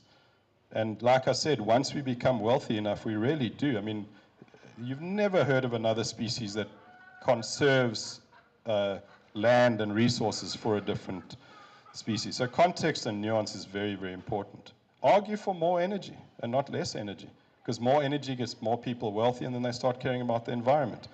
The wealthiest places in the world are also the cleanest places in the world. So, and we need more cows, not less cows, because cattle are, if run correctly, are the very best carbon capturing species in terms of fixing the environment and pastures and rangeland and veld. Speaking of that, this is global pasture area in the world. So this is where you can't grow your potatoes and apples and nuts. And Justin Stirk has filled all his potholes with macadamia nuts. I don't know if that's relevant or not, but I've never heard of such a thing. We saw this yesterday. His potholes are full of macadamia nuts. That's when you start really hitting that elite class, when you fill your. But back to the pasture thing. Elon Musk said an interesting thing the other day. He said that basically Earth should be called water, because it is. It's a lot of water. But on the land that there is, about 45 to 50% of it, you have to graze. It's grazing land. And there are only three things you can do with it, this grazing land. And we've got three options. And this is where the people who push back against what we do really need to be checked. You can leave it, and people are doing this in different countries. They buy land and they leave it. They don't graze it. So it's terrible for the environment, because that grass rotting and becomes moribund, and that's all kinds of poisonous gases going into the atmosphere. Second thing, you can burn it, which is the same. It's just smoke and carbon dioxide. Or you can graze it. You can take that really low protein and turn it into a high protein that is affordable, plentiful, reliable for feeding humans. I mean, it's obvious which the best option is there. And we need to tell people there are only 3 things we can do with all that land. They think we can grow cabbages and soy anywhere. I would have done that when I was in Taka. I would have grown cabbages on every inch of that farm, but that's not how it works. The only thing that would grow there was livestock, was ruminants. I suppose you could also put golf courses on it, but that is even more boring than sex, I think. Yeah, I heard if you took all the golf courses in the world and put them in one place, it would be the size of Belgium. Like you'd have a country like Belgium, just golf courses. Can you imagine how boring that must be? The one thing we don't do very well as farmers around the world is succession planning and estate planning. And I think this is maybe one area we need to check ourselves a bit. It's 2024, so I have to be very careful how I say this, but the crude reality of the first child born with a willy gets the farm. The next child born without a willy gets an insurance policy. And then the next son has to make a plan. I think we have to find a way to do better than that. And there's so many resources and specialists out there to help with both estate planning and succession planning. And this goes into that human capital side. So remember those 8 gates: genetics, herd management, nutrition, animal health, marketing, record keeping, forage management, and human capital. This is strong on the human capital. And remember, we said they're all the same importance. So I think we need to definitely pay attention to this and do it now before it's too late. Interestingly enough, here's just some stats to throw out there. Top 5 countries by cattle inventory in the world: India with 308 million, Brazil 194, China 102, US 89, and Ethiopia with 70. But the US is still the #1 producer in the world. US, Australia, South Africa manage their beef economy very similarly. So that efficiency of the feedlot plus the pressure on reproduction allows a country that's a third or half of the size of the ones ahead of it to produce more product. So that's where efficiency becomes very, very important. And we're not alone in this. Every single country in the world either has cattle, eats beef, drinks milk, and almost all of them do all 3 of that. So this is a global industry that we're working in. It's interesting that 60% of the world's cattle population's in only 5 countries. Again, I don't know if that's good or bad, but we're pretty consolidated. Those 5 countries hold a large proportion of the cattle. There's so many tools in the toolbox, guys. Like you can use phenotype, genotype, in-herd indexes, BLAP, genomics, raw data. And I think that the biggest, and I'm not going to knock any of these tools too hard. The biggest thing is we just have to remember that, like this sales platform, this podium, if I have to congratulate Hobson and Co on having such a nice podium and sales platform, and it's functional, like you elevate, the auctioneer's elevated, you can see him, able to hear him, and it's a really good, functional, attractive podium. But when we do that, do you notice I haven't mentioned how incredible the saw was that cut the wood, and how incredible the brick laying was, and I think, or whatever cuts the bricks. We focus so much on the tools that we forget to focus on the product. And I think we must focus more on the actual product we're producing and use the tools, but don't make that the whole focus. I mean, you literally think that we a data capturing, data analyzing industry when we breed livestock, which we're not. We livestock producers, grass converters. So to sum up from a phenotype standpoint, we want cattle to eat, walk, and reproduce. As you can see, that Red Angus bull on the left's got a better muzzle, better testicles, more angle on his hind leg and shoulder. So there's going to be functional efficiency from an eat, walk, and reproduce standpoint. The Limousin bull on the right is not going to do any of that particularly well with how straight he is in his hind leg and shoulder, small testicles, really tubular and lean. So that's where the dysfunction from that comes in.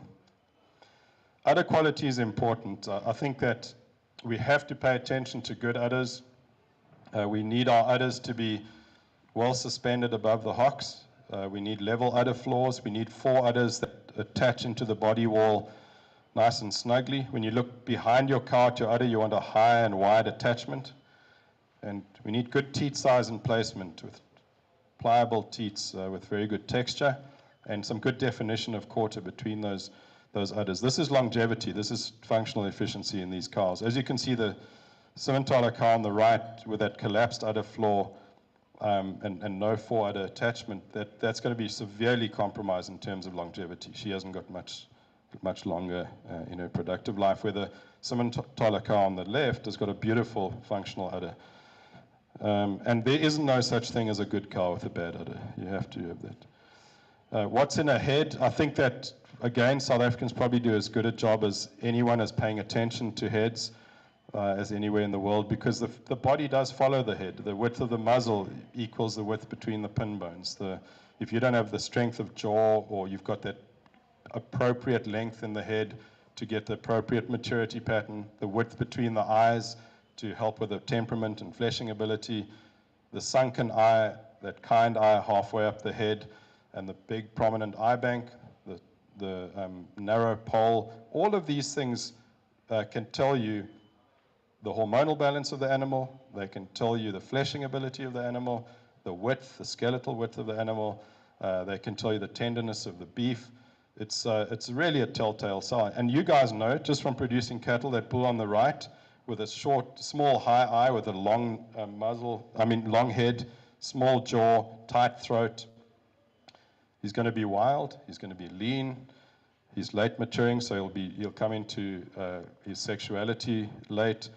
I think it's very, very important that we keep doing what we're doing, paying attention to skull shape and heads. And you see the throat latch on the bull on the left, that New Zealand Angus bull.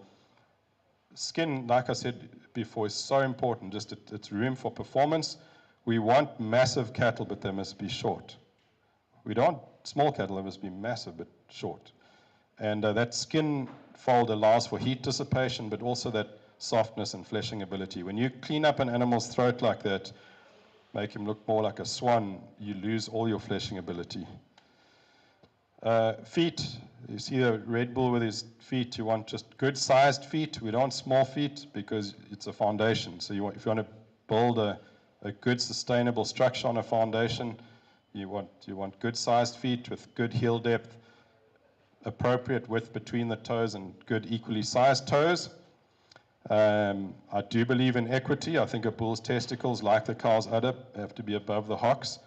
That Hereford bull, you can see, he was down in the southeast in Alabama, and his scrotal neck had to lengthen to allow for thermoregulation in those testicles. And often when you get bulls that are extreme like that in their poor suspension of their testicles, it's either because they're not adapted to the climate or they've been fed too much. So when you put fat on the scrotal neck, it has to lengthen in order to regulate the temperature size. So you want those testicles good size and shape, good symmetry, tucked up above the hocks. Feminine wedge shape, we want, again, our females need to be sharp-fronted and feminine and get really massive and deep in the hindquarter. We want a good sweep to that rib cage. The ribs need to point back towards the udder. You'll see the Wagyu cow, it's a terminal breed. She's deeper in her chest than she is in her flank. That's a hormonal imbalance. The Angus cow on the right is showing us great hormonal balance as she just progressively gets more powerful towards her hip and hindquarter. Maternal and terminal body types. So there's a place in the industry for terminal cattle if you keep them terminal and you sell all the calves to the feedlot, for sure.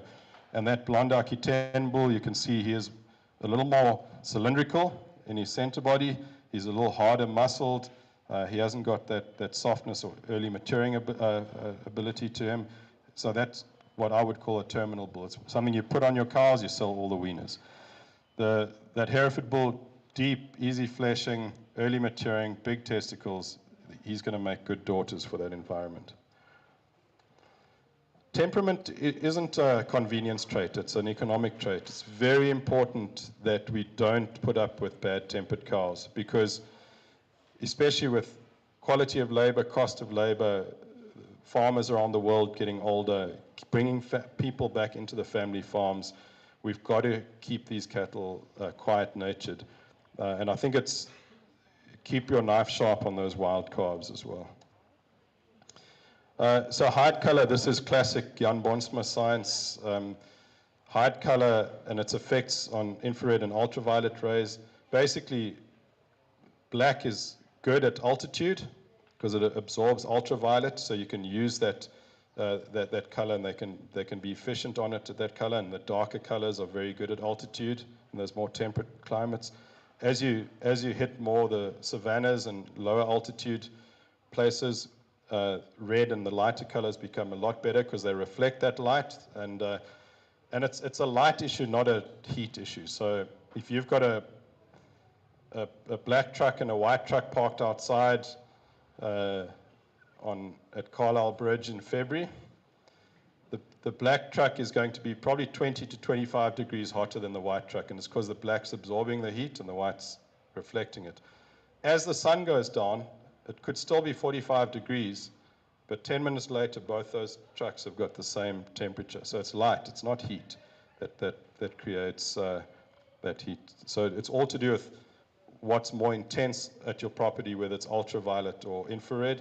As you get right down on the coast, the honey colors and the straw colors and the gray colors become really, really optimal. Hair coats in summer and winter. You guys know your most fertile heifers are the ones that slick off first. The ones that hold their hair through the season are going to be the less fertile ones, the ones that aren't coming into estrus earlier enough. But then the colder areas, as we move into the northeastern Cape and up into the altitude, and you're going to need cattle that can grow hair just for conserving that energy. Pigmentation is important. It's the white-faced breeds or cattle with white on them. The issue with white is for photosensitivity. If they eat a poisonous plant or something, you know, if you don't find shade for them quickly, that stress and pain can actually kill them. Whereas the pigmented cattle don't get affected nearly as badly. So if you have white-faced or white-bodied cattle, pigment on the extremities, testicles, teats, eyes, becomes very, very important. And with feet too, your darker hooves are harder than your lighter hooves, simply because lighter hooves grow out quicker than darker hooves. So the dark hooves, dark fingernails, dark horns grow slowly, lighter ones grow quickly. And that's example, very well pigmented Hereford bull, very poorly pigmented Simmental bull. And it really all correlates. Every body part fits together. Nothing, you're very seldom going to, well, you can't have a good bull with a bad head. It doesn't exist. It's just really, really impossible. So it's good to observe that when you see your cattle, I like telling people I work with, just look at the animal and you'll know it's functionally efficient or not. You don't have to break down every body part, one part at a time, because then you get a little bit lost in the forest. Just step back and look at the forest. When consuming anything, information or observing an animal, there are two ways not to see it. The one is to be too far away from it, but the other way is to be too close to it. When you're on top of something, you can't see it. And I think that just getting some good distance, but where you can still see the picture well, is a good way to analyze these animals. And it's balance in everything. It's just finding the optimum, avoiding maximums and finding that optimum. And bone's another thing. Bone, we need to be careful we don't go too much bone for a lot of those reasons. Bone is propagated by growth hormones. So when you go excessive bone, you're also going to delay fertility. Your most fertile cows in your herd, your teenage cows, are going to be slighter boned. They're going to be easy fleshing. They're going to be medium framed, and they're going to be built slightly downhill. Their hips will be slightly lower. Their shoulders will be slightly lower than their hips. The bulls are the opposite. Your really functional, aggressive breeders, as they get older, their shoulders are a lot higher than their hips. And it's just to do with where the growth hormone shut down in females and males. It's the opposite. Here's my contact information. Paul Hobson is going to take any criticisms and critiques. And if you guys have got anything kind to say, you can send it to this email address over here. And if there are any questions, we want to open it up later and have a discussion about what we can chat about. Thank you so much, Justin, macadamian man. Yeah. Thanks, PJ. That was a really, really wonderful talk, and I think all of us can take a lot out of it. Guys, I just wanted to tell you a quick joke before we move on to practical. PJ mentioned the bank manager, and there was a lot of trouble in the industry, farming industry at one stage, and old chap stood up and said, guys, there's light at the end of the tunnel. And the man here, he stood up and he said, are you sure that's not the bank manager with his torch? But luckily it's hunting season, so we can take that out, so we can see the light behind him. I think there's definite light, guys, and from what PJ has told us, we can look forward and be positive about our industry. PJ, I don't know, do you want to take questions now? Do you want to do the practical? Are you guys happy to carry on for another half an hour before we break? Okay, so, and I think we can ask questions through the practical session about what we're looking at. Okay, all right, thanks.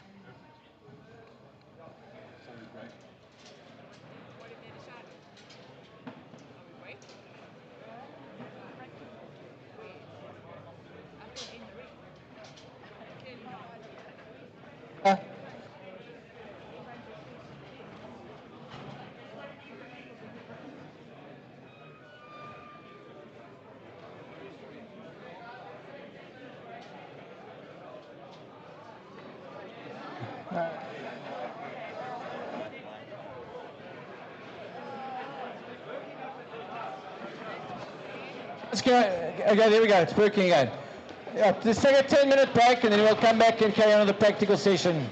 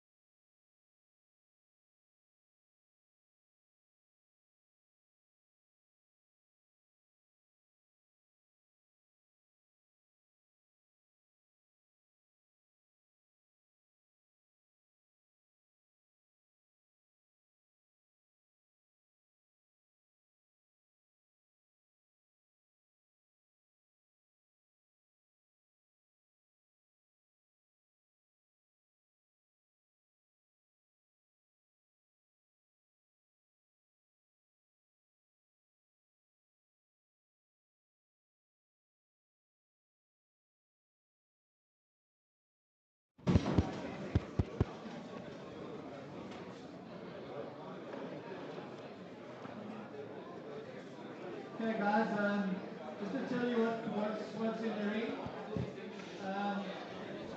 can have your attention. So these are three heifers belonging to Denim Knot, who's just joined Frontier. So I'm going to leave it to PJ to tell you about them, and we'll just please, if there are any questions that you want to ask after each group, we'll give you a chance to do that. So I think in these young heifers, there's definitely a trend out in the industry that you can't phenotype fertility and you just got to put as many of them as you can to the bull and then keep the ones that are pregnant. And I mean, there's maybe some value in that, but realistically, like we said before, fertility is highly heritable. You put that hormonal balance and that easy fleshing ability together and you get a fertile animal. And I'm glad, this is the first chance I'm getting to see these, but what I'm really glad about is there's a good example of what we were talking about earlier, right in the middle. This dark red female is the female I like the least of the three. I really like the heifers on either side, but what you'll see with her, she's lean, so she hasn't got that soft fleshing ability and fat that the others have got. She's a little later maturing. She's got a little crest in her neck, so her estrogen flow isn't quite as good as the other two. And she's wild, okay? She's the nervous one in there. So at the Pig and Whistle, who is the happiest guy at the bar? Not the one with the narrow eyes and the long face. It's the one with width and the one that's got some genuine skeletal width to him. And that's what we're seeing now. The temperament in these other two females is outstanding, but they were the shorter skull, wider skull, softer center body, easier fleshing. And so the later maturing heifer is also taller. She's a little more masculine and leaner. And with that, she gets that wilder temperament. So if I was sent by a client to buy 2 replacement heifers, it would be the other 2, because I would like to assume that we're going to be closer to getting them fertile with longevity than the other one.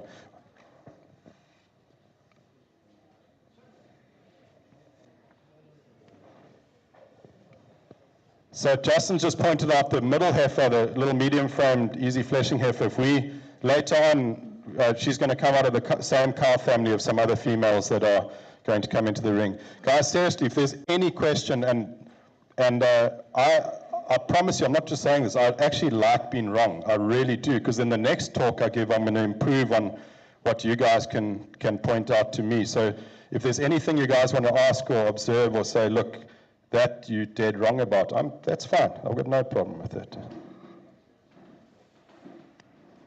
Okay, should we move in the next one? Are you taking bids?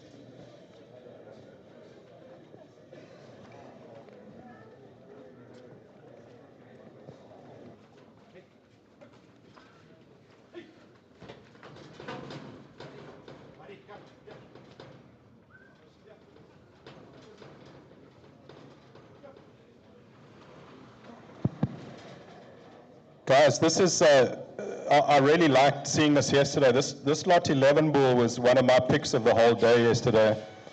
And this is his mother, who really is just the female version of him, and that beautiful heifer calf, same type and kind. So what I liked about this bull is he's early maturing, he's masculine, he's massive, and he's got muscle, but he's still easy fleshing.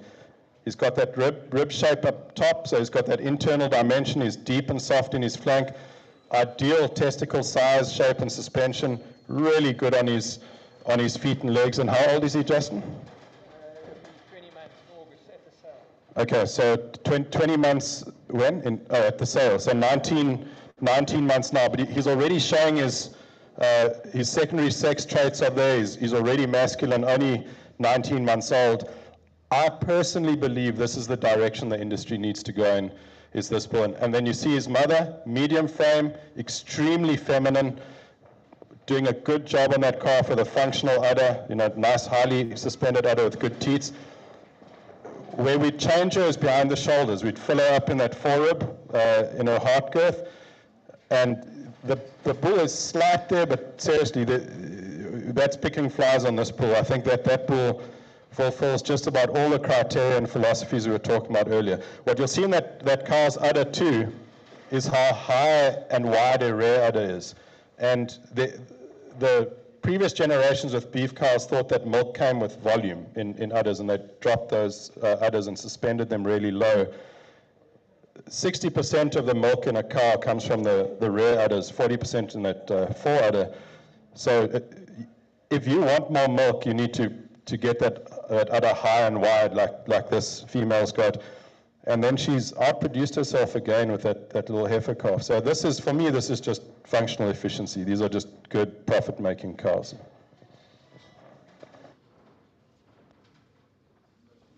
So she's 9 years old and still incredibly youthful, just a easy fleshing female.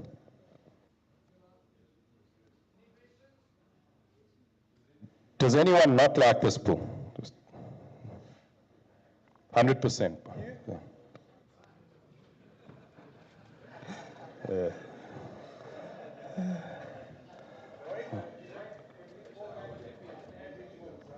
Yeah, that's an average bull. That is a very average bull. Very, very average bull. Yeah.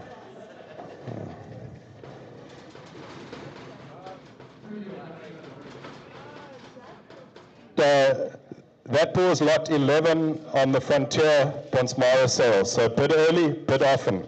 Okay?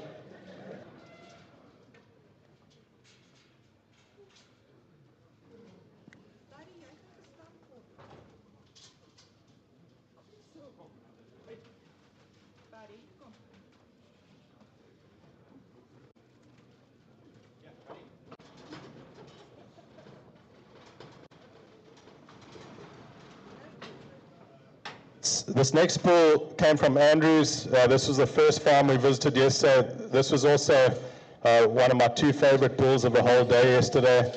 I think similar type and kind. What's his age? 20 months, so just a month older, but the same thing. Masculine, massive, muscular, full-bodied.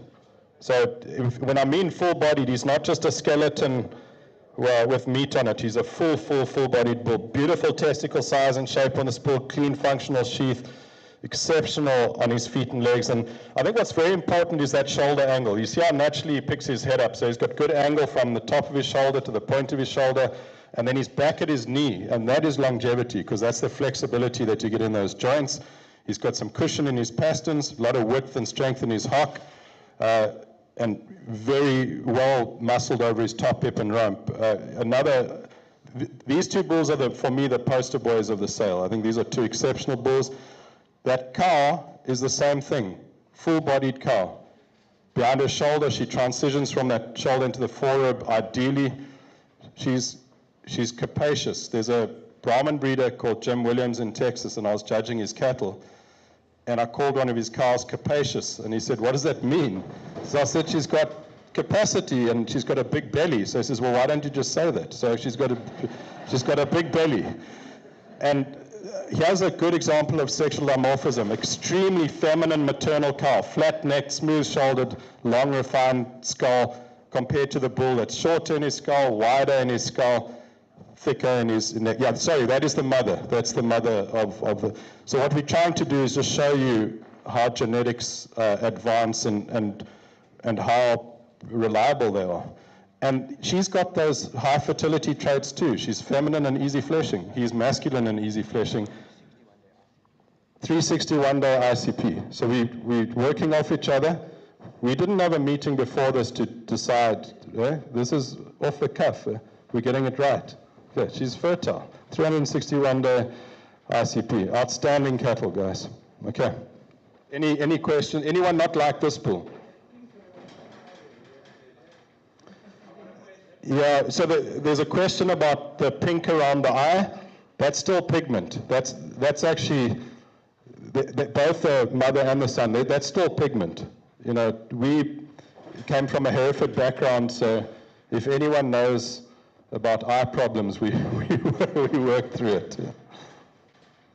Oh, one more thing. Oh, sorry, but with the sheaths and the navels, there's a little bit of a balance that we need to achieve, because we don't need dual purpose cattle that we can use for beef and plowing, but we also mustn't tighten them up too much, because when you tighten these cattle skins up too much, you lose that heat dissipation and you lose that softness. For me, that's a functional sheath. That's an extremely functional sheath, and even that little navel that the cow's got is fine. We need to be very careful about not looking at trees and rather just look at the forest. Mr. Fisher, is there a point on the cow that you would like to have an improvement on conformation? There's a specific trait on her that you say this could have been better on the cow that you would point out to us?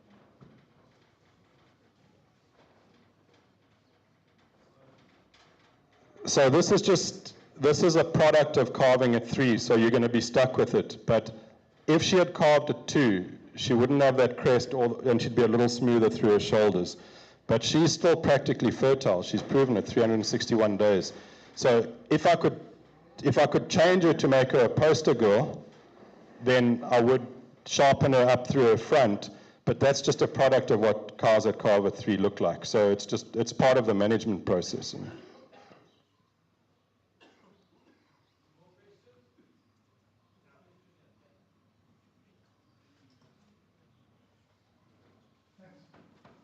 I see the small spot, white spot underneath this wool.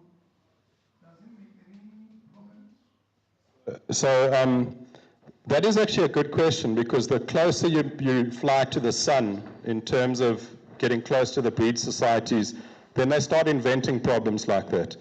That's not a problem. There's absolutely no issue with that whatsoever. I think that we really need to avoid getting hung up on superficial things like that. Let's just use good cattle.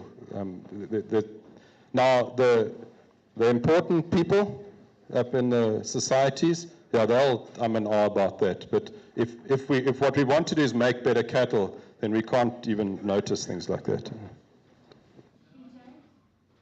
I would like to know, if you say to have a carve at 2, is there a reference weight that you make them at, or you just make them so that they will carve at 2 when you decide not to mate or not?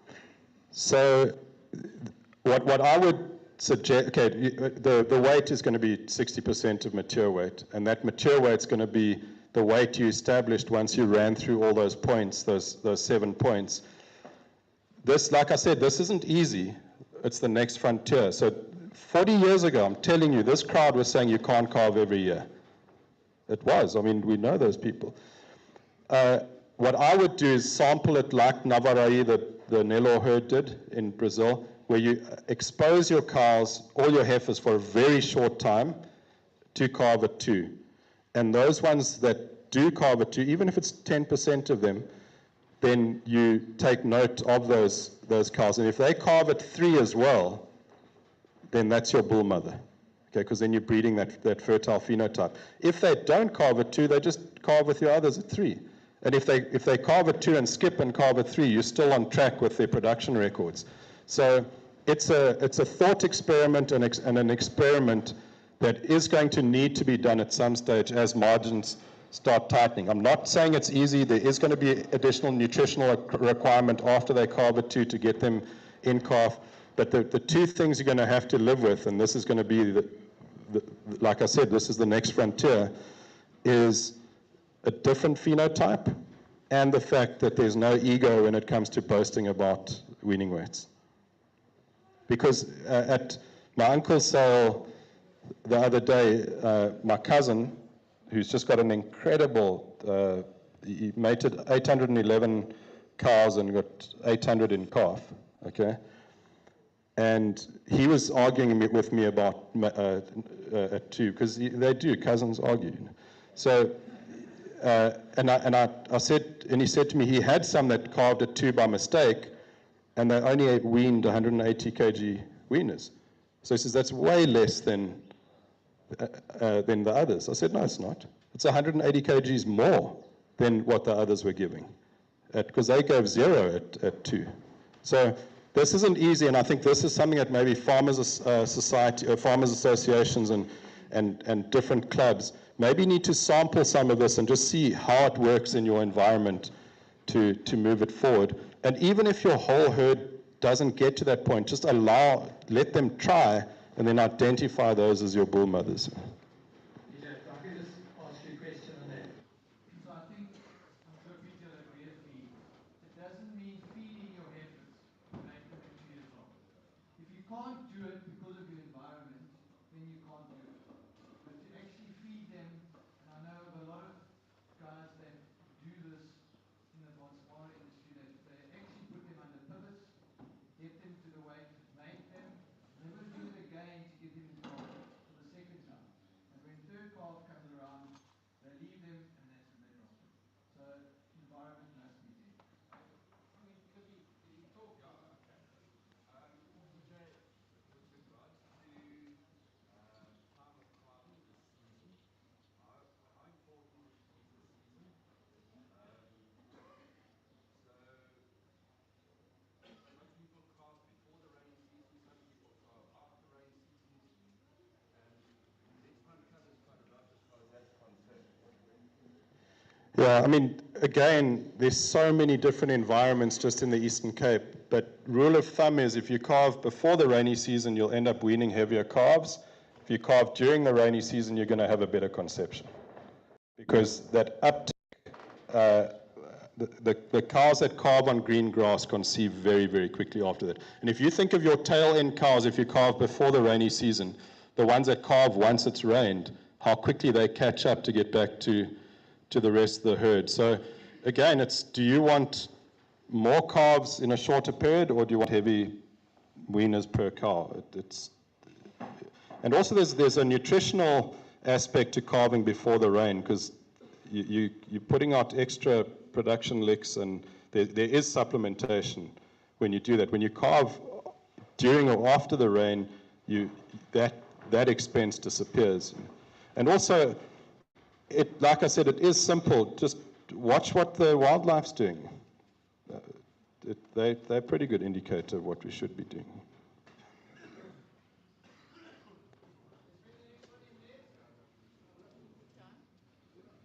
Stefan, a good indicator is when do most of your cows start actually starting the breeding season. That's a good indicator. I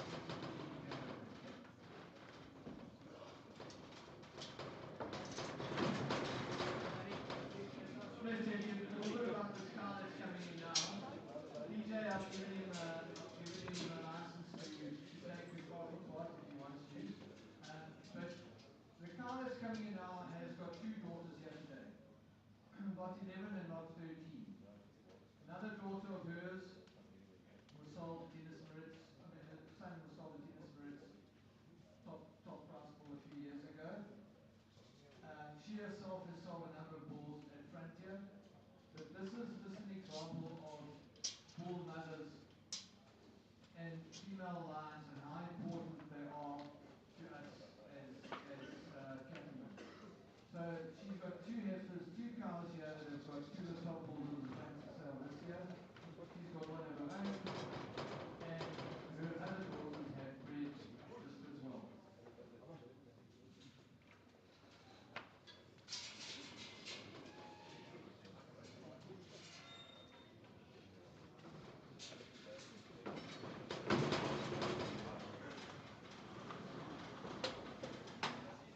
She's a 2012 cow.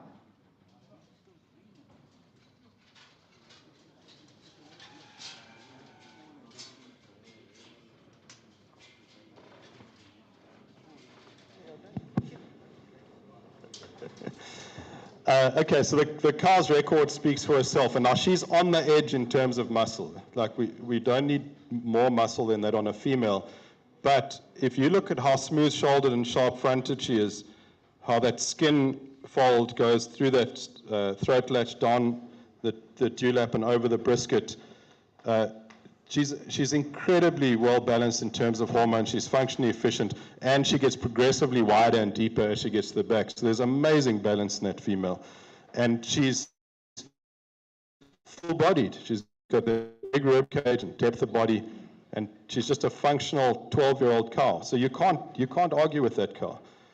The bull himself has got, again, the masculinity, the mass, the muscle. Now, with him, and I'm sure you guys can actually see better than me, he gets a little straight. He's straight in his hind legs and straight in his shoulder. And that limits mobility to a point, limits ability to breed and longevity to a point. He's not extreme, but that would be my knock on him, is just give him a little more angle on that shoulder, a little more angle on his hock, make him less rigid in his pasterns, give him a bit more cushion in his pasterns, and then you've got an athlete. So this is a type of bull on a sale that I'd call a terminal bull, one that you put with cows to produce heavy weaners, and he's not one for producing large groups of replacement heifers. He's a performance bull. What I like about that cow, though, is that, what's the other bull calf of hers? Lot 11 and 13 are her daughters. Oh, okay. So, no, lot 11's mother. She's the mother of lot 11. 11's mother, yeah, okay. So as you can see, that cow family is incredibly productive, and that's where that value in this female comes. I mean, if you could buy a bull out of that cow family like 11, which Justin's just agreed I'm getting a significant commission on, that would be very, very good.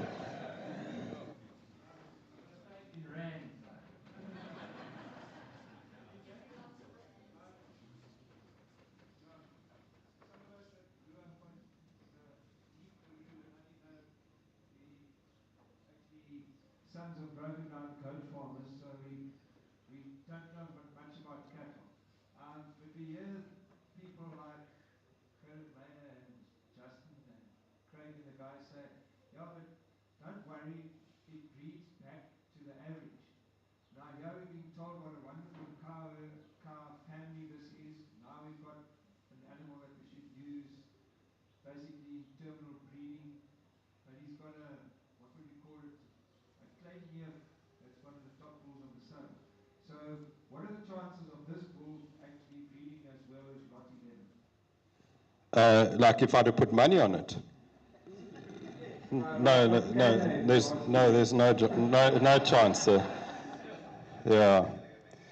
I didn't hear that, but no, there's no chance. Remember, I studied TV journalism and Xhosa. I don't know what breed back to the average means. What does that actually mean? Because these are all heritable traits. Like if a bull's easy fleshing, if he's got muscle, if he's masculine, like foot and leg structure, these are all very heritable traits. So I'll put money on that other bull outbreeding. It depends what your objectives are. If you want to make a profit, then the other bull. If you want to sell heavy weaners and get some good turnover, then this one. More questions? Here.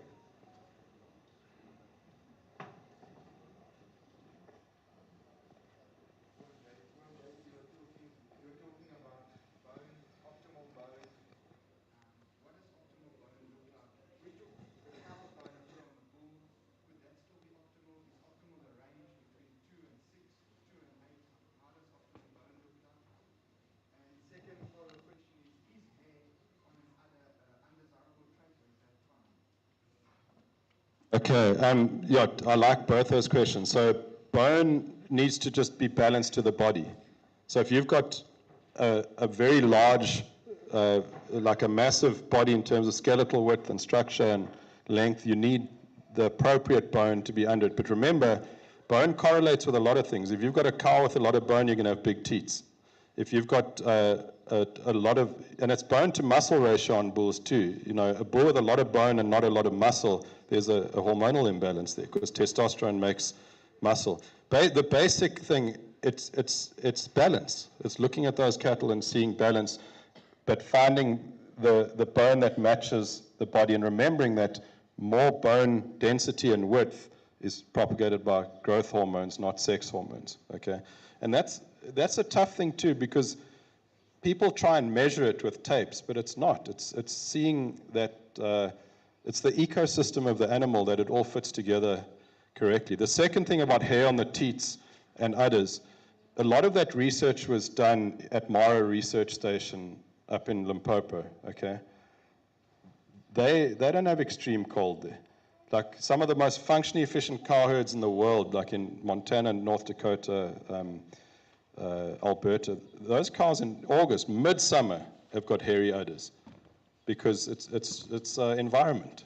So I think it's very difficult to say this works in this place and therefore that's how it is. So look, hairy testicles definitely are an issue. If you've got hair on the testicles, you're going to have some fertility issues probably, you know. Yeah.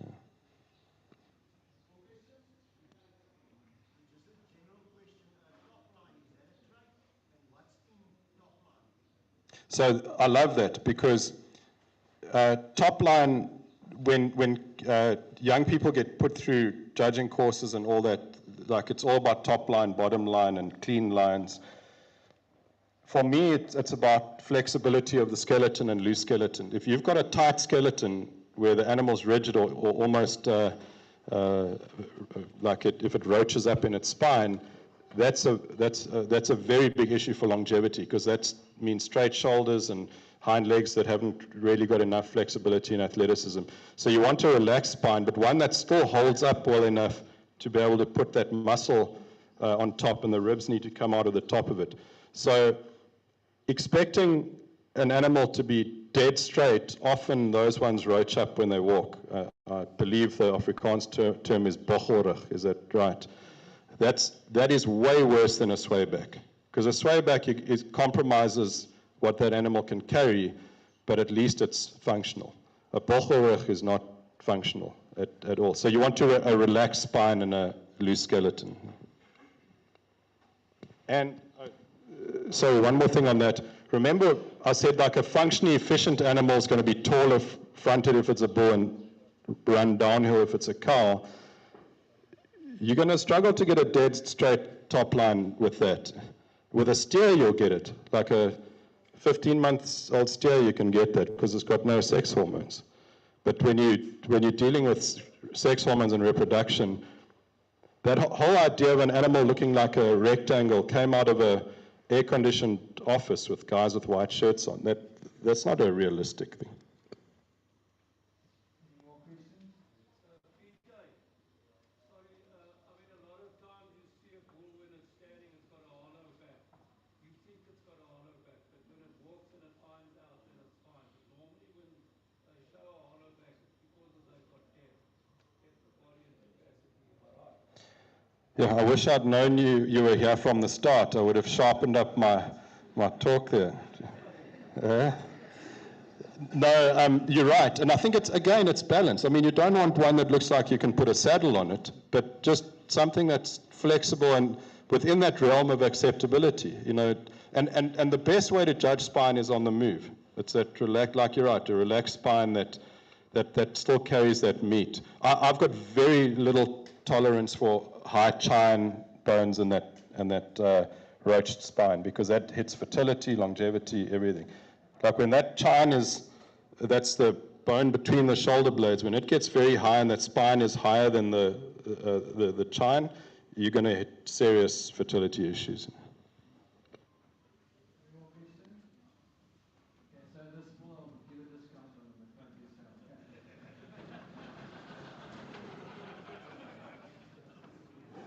No, that's the one that the buyers who didn't come today are going to buy that one.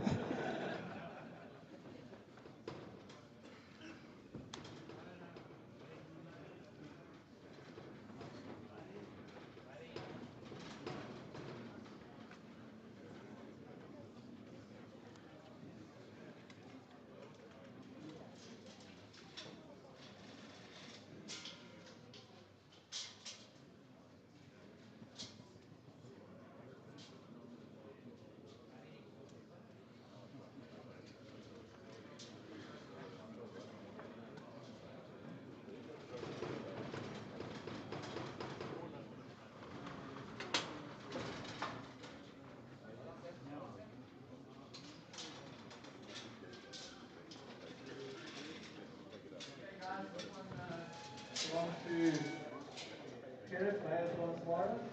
Right, Gerrit is yours, eh? This is a bull that we really liked at Gerrit's yesterday, just because of that depth of body, the volume in that center body, the rib shape, how much muscle he's got over his top hip and rump.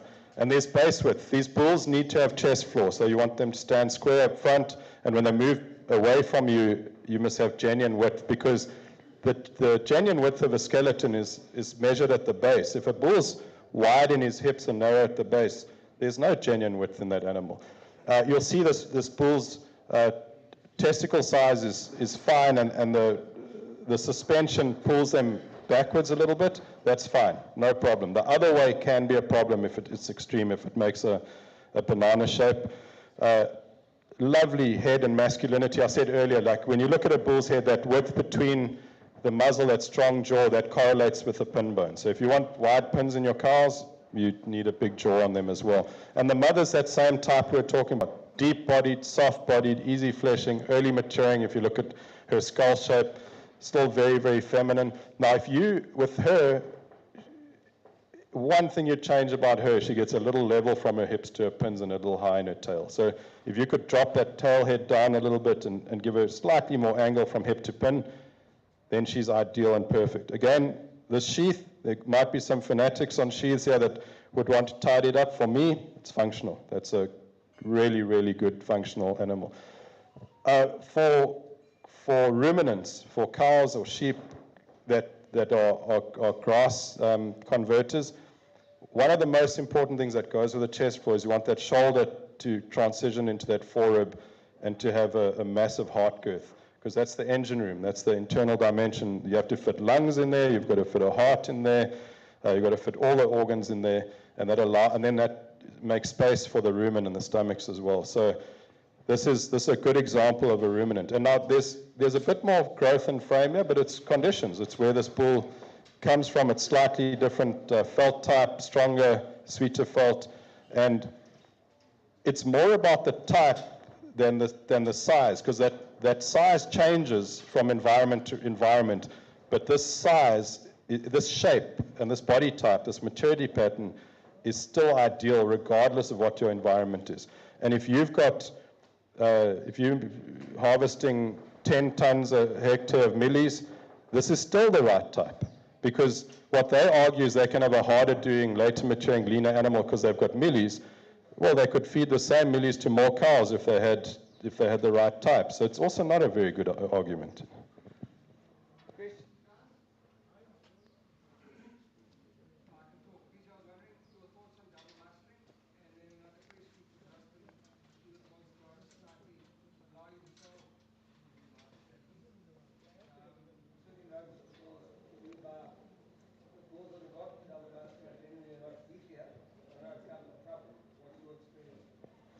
So Justin's more versed than I am in this, but I think it's very basic philosophy. Any of those recessive genes that remove fat are negative, because fat is fertility. But we must also be careful not to cut the heads off every animal that has a bad recessive gene, because then we'll have no cows left, because they find a new gene every year. So that's the job of the stud breeders, is to manage those recessive genes and to breed around them. But honestly, for me, if you want to make a profit and stop being a charity for the feedlots, you have to put fat back into your cattle. And some of those myostatin genes pull the fat out. So like the profit gene that the Limousin guys talk about, and I've got a lot of time for those cattle. They're a really good terminal option in a lot of cases. But they should never have called, what is it, F94L a profit gene. I mean, how can it be profitable if it removes fat? That's insane. Okay, so you, from the Bonsmara side, no, we are out of some myostatin carriers. A lot of breeders shy away from trying to show that, but it's going to be compulsory to put it on the catalog. We as front where every single bull is tested. So knowing is enables one to actually manage it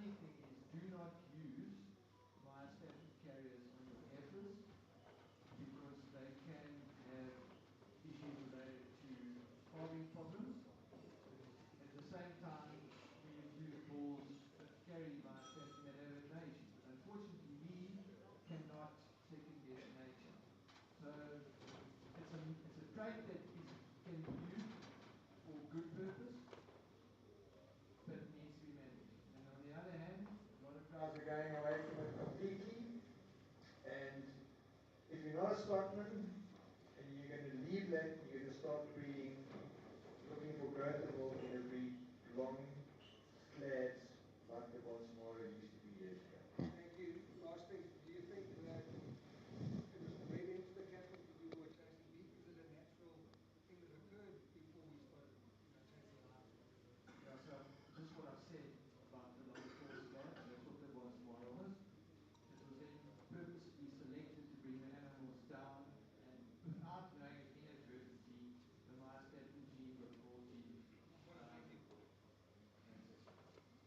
So just one last comment on, this is one of the top bulls on the sale. He's clean, but the body type on this bull, I think it fits those other two bulls we spoke to. He's just from a slightly different environment, but he's exactly the same type as them. But you'll notice how more refined this cow is in her bone and her teat size, beautiful udder on her. The bull's just the masculine coarser version of that cow, and I think that's where you see that sexual dimorphism. They're the same thing, but just in two different sexes. Have any of you guys seen a bull here today that carries?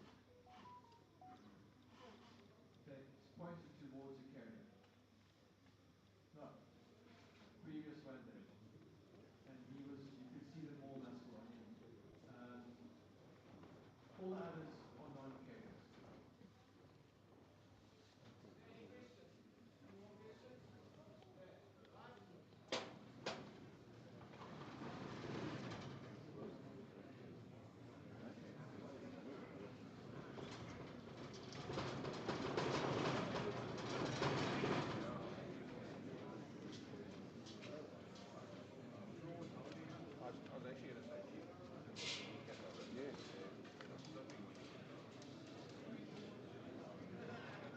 What do you need to do, Nobby?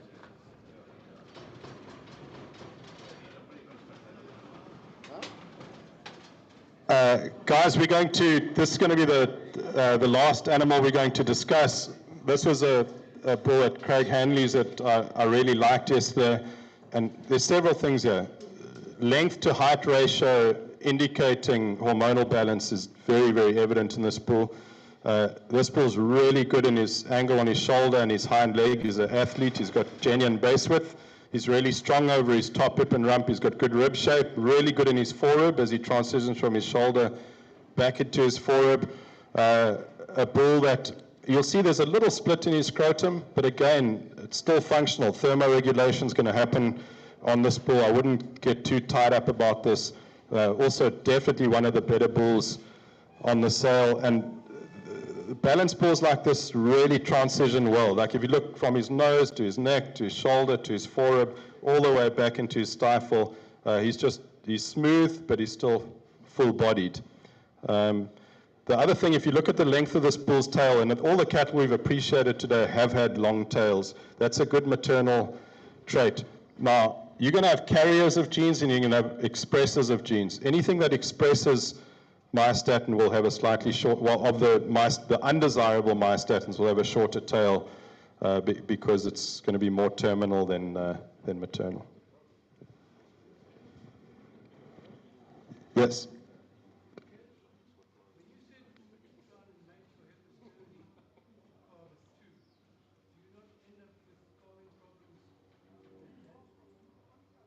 No, so I also don't believe in heifer bulls, and I'm sorry, like that's I think that if you're using a well-balanced bull, your average bull, he's going to be easy enough calving for your heifers, but he's still going to have enough strength for them as cows.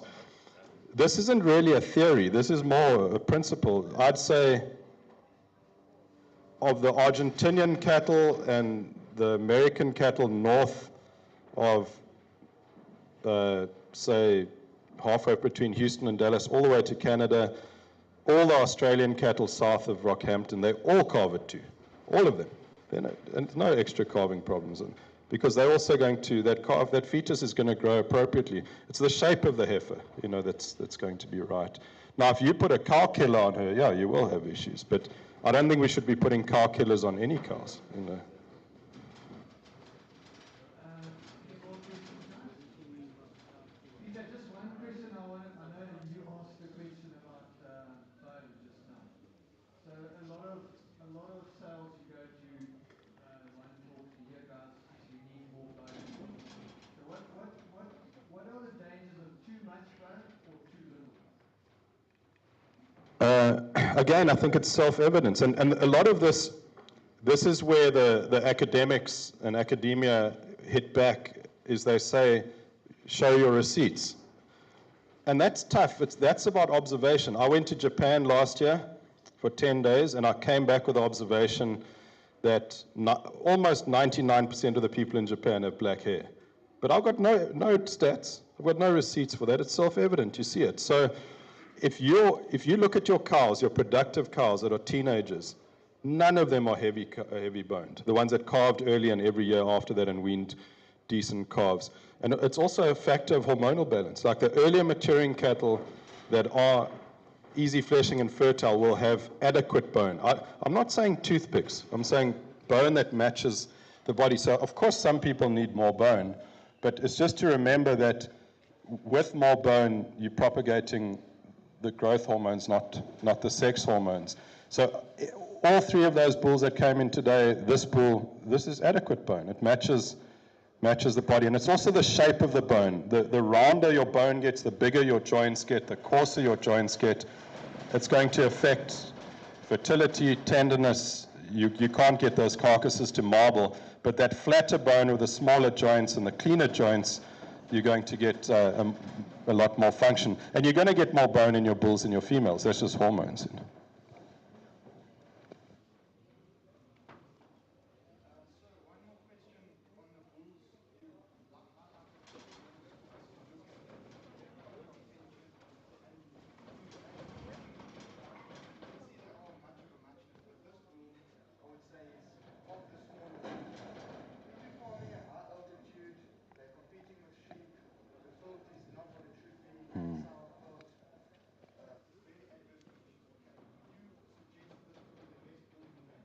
Yeah, this would be an ideal bull for that. I didn't select these bulls. They just randomly came in here.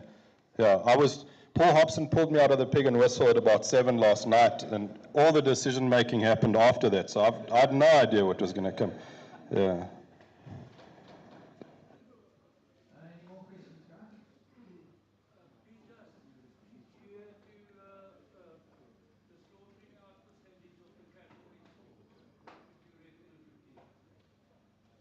I don't really swim in that stream much at all, but what I do know is that this type of animal slaughters out better than your later maturing, bigger boned, leaner animals. So they're going to slaughter out very, very well. But I'm not a butcher or amateur guy, so what would you say?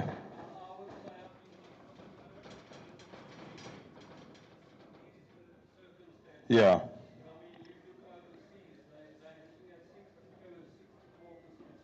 They also measured a little bit differently in terms of what stays on and off. Yeah,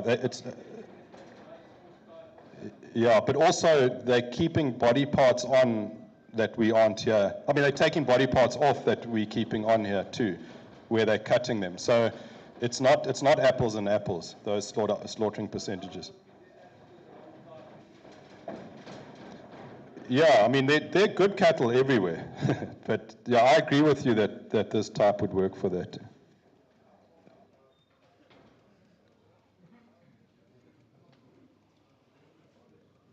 guys, I think that concludes everything for today. I just want to thank PJ again. Everyone for 1:30. Always late.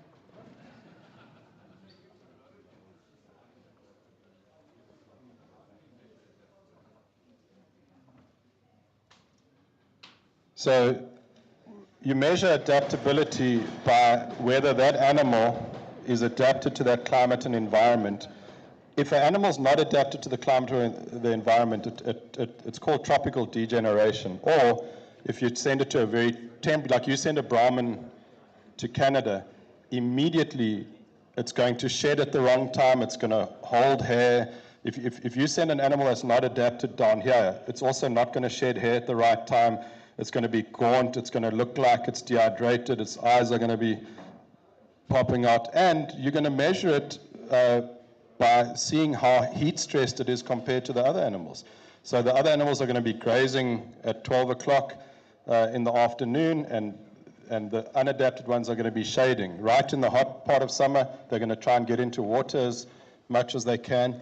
But it's also, this is also an example of just repetition. Like, I hate golf. I mean, I've got a lot of friends that play golf, but I really don't like golf. But if I was a golfer that was hitting at the driving range every day, I'd be hitting it quite straight. And if you're paying attention to cattle every day, you know what's adapted and not adapted. You can see that cow comfort. Are they comfortable? Are they not comfortable? Are they looking like they're flourishing or not? And it's another one when the young guys, when I coach the young judges in Australia or in the US, I say to them, like they say, but how do you see it so quickly? And it's repetition. So at the Rat, we would, if 3 girls came through the door at the Rat, and Hugh and I were having a Fanta Orange, this is 20 years ago, not now. Now it's clean liquor at the foot of the cross. But back then, if 3 girls came through the door, within 1 second, Hugh could turn around and describe all 3 of those girls in detail, rank them first to third. And you can do that with cattle because it's repetition and you see what fits and what doesn't fit.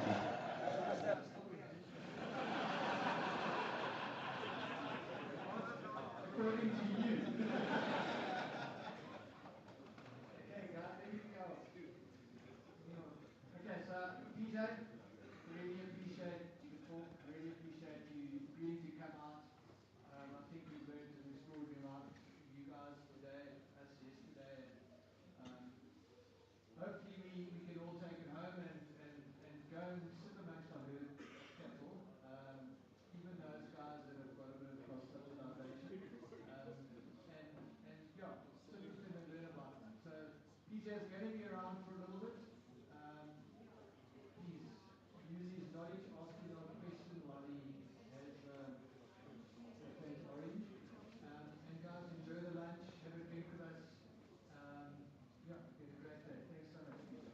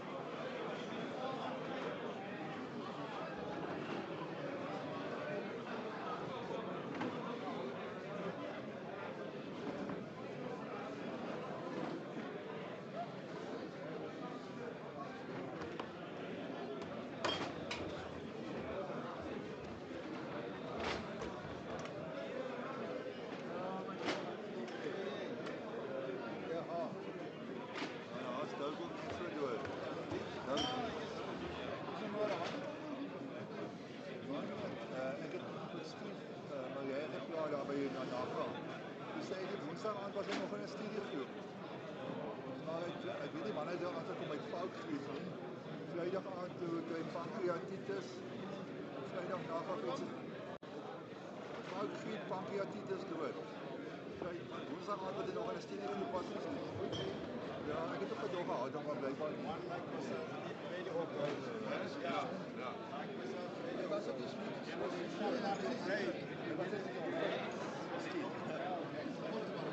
ja, maar hy was nie aanvanklik as ek dit jy.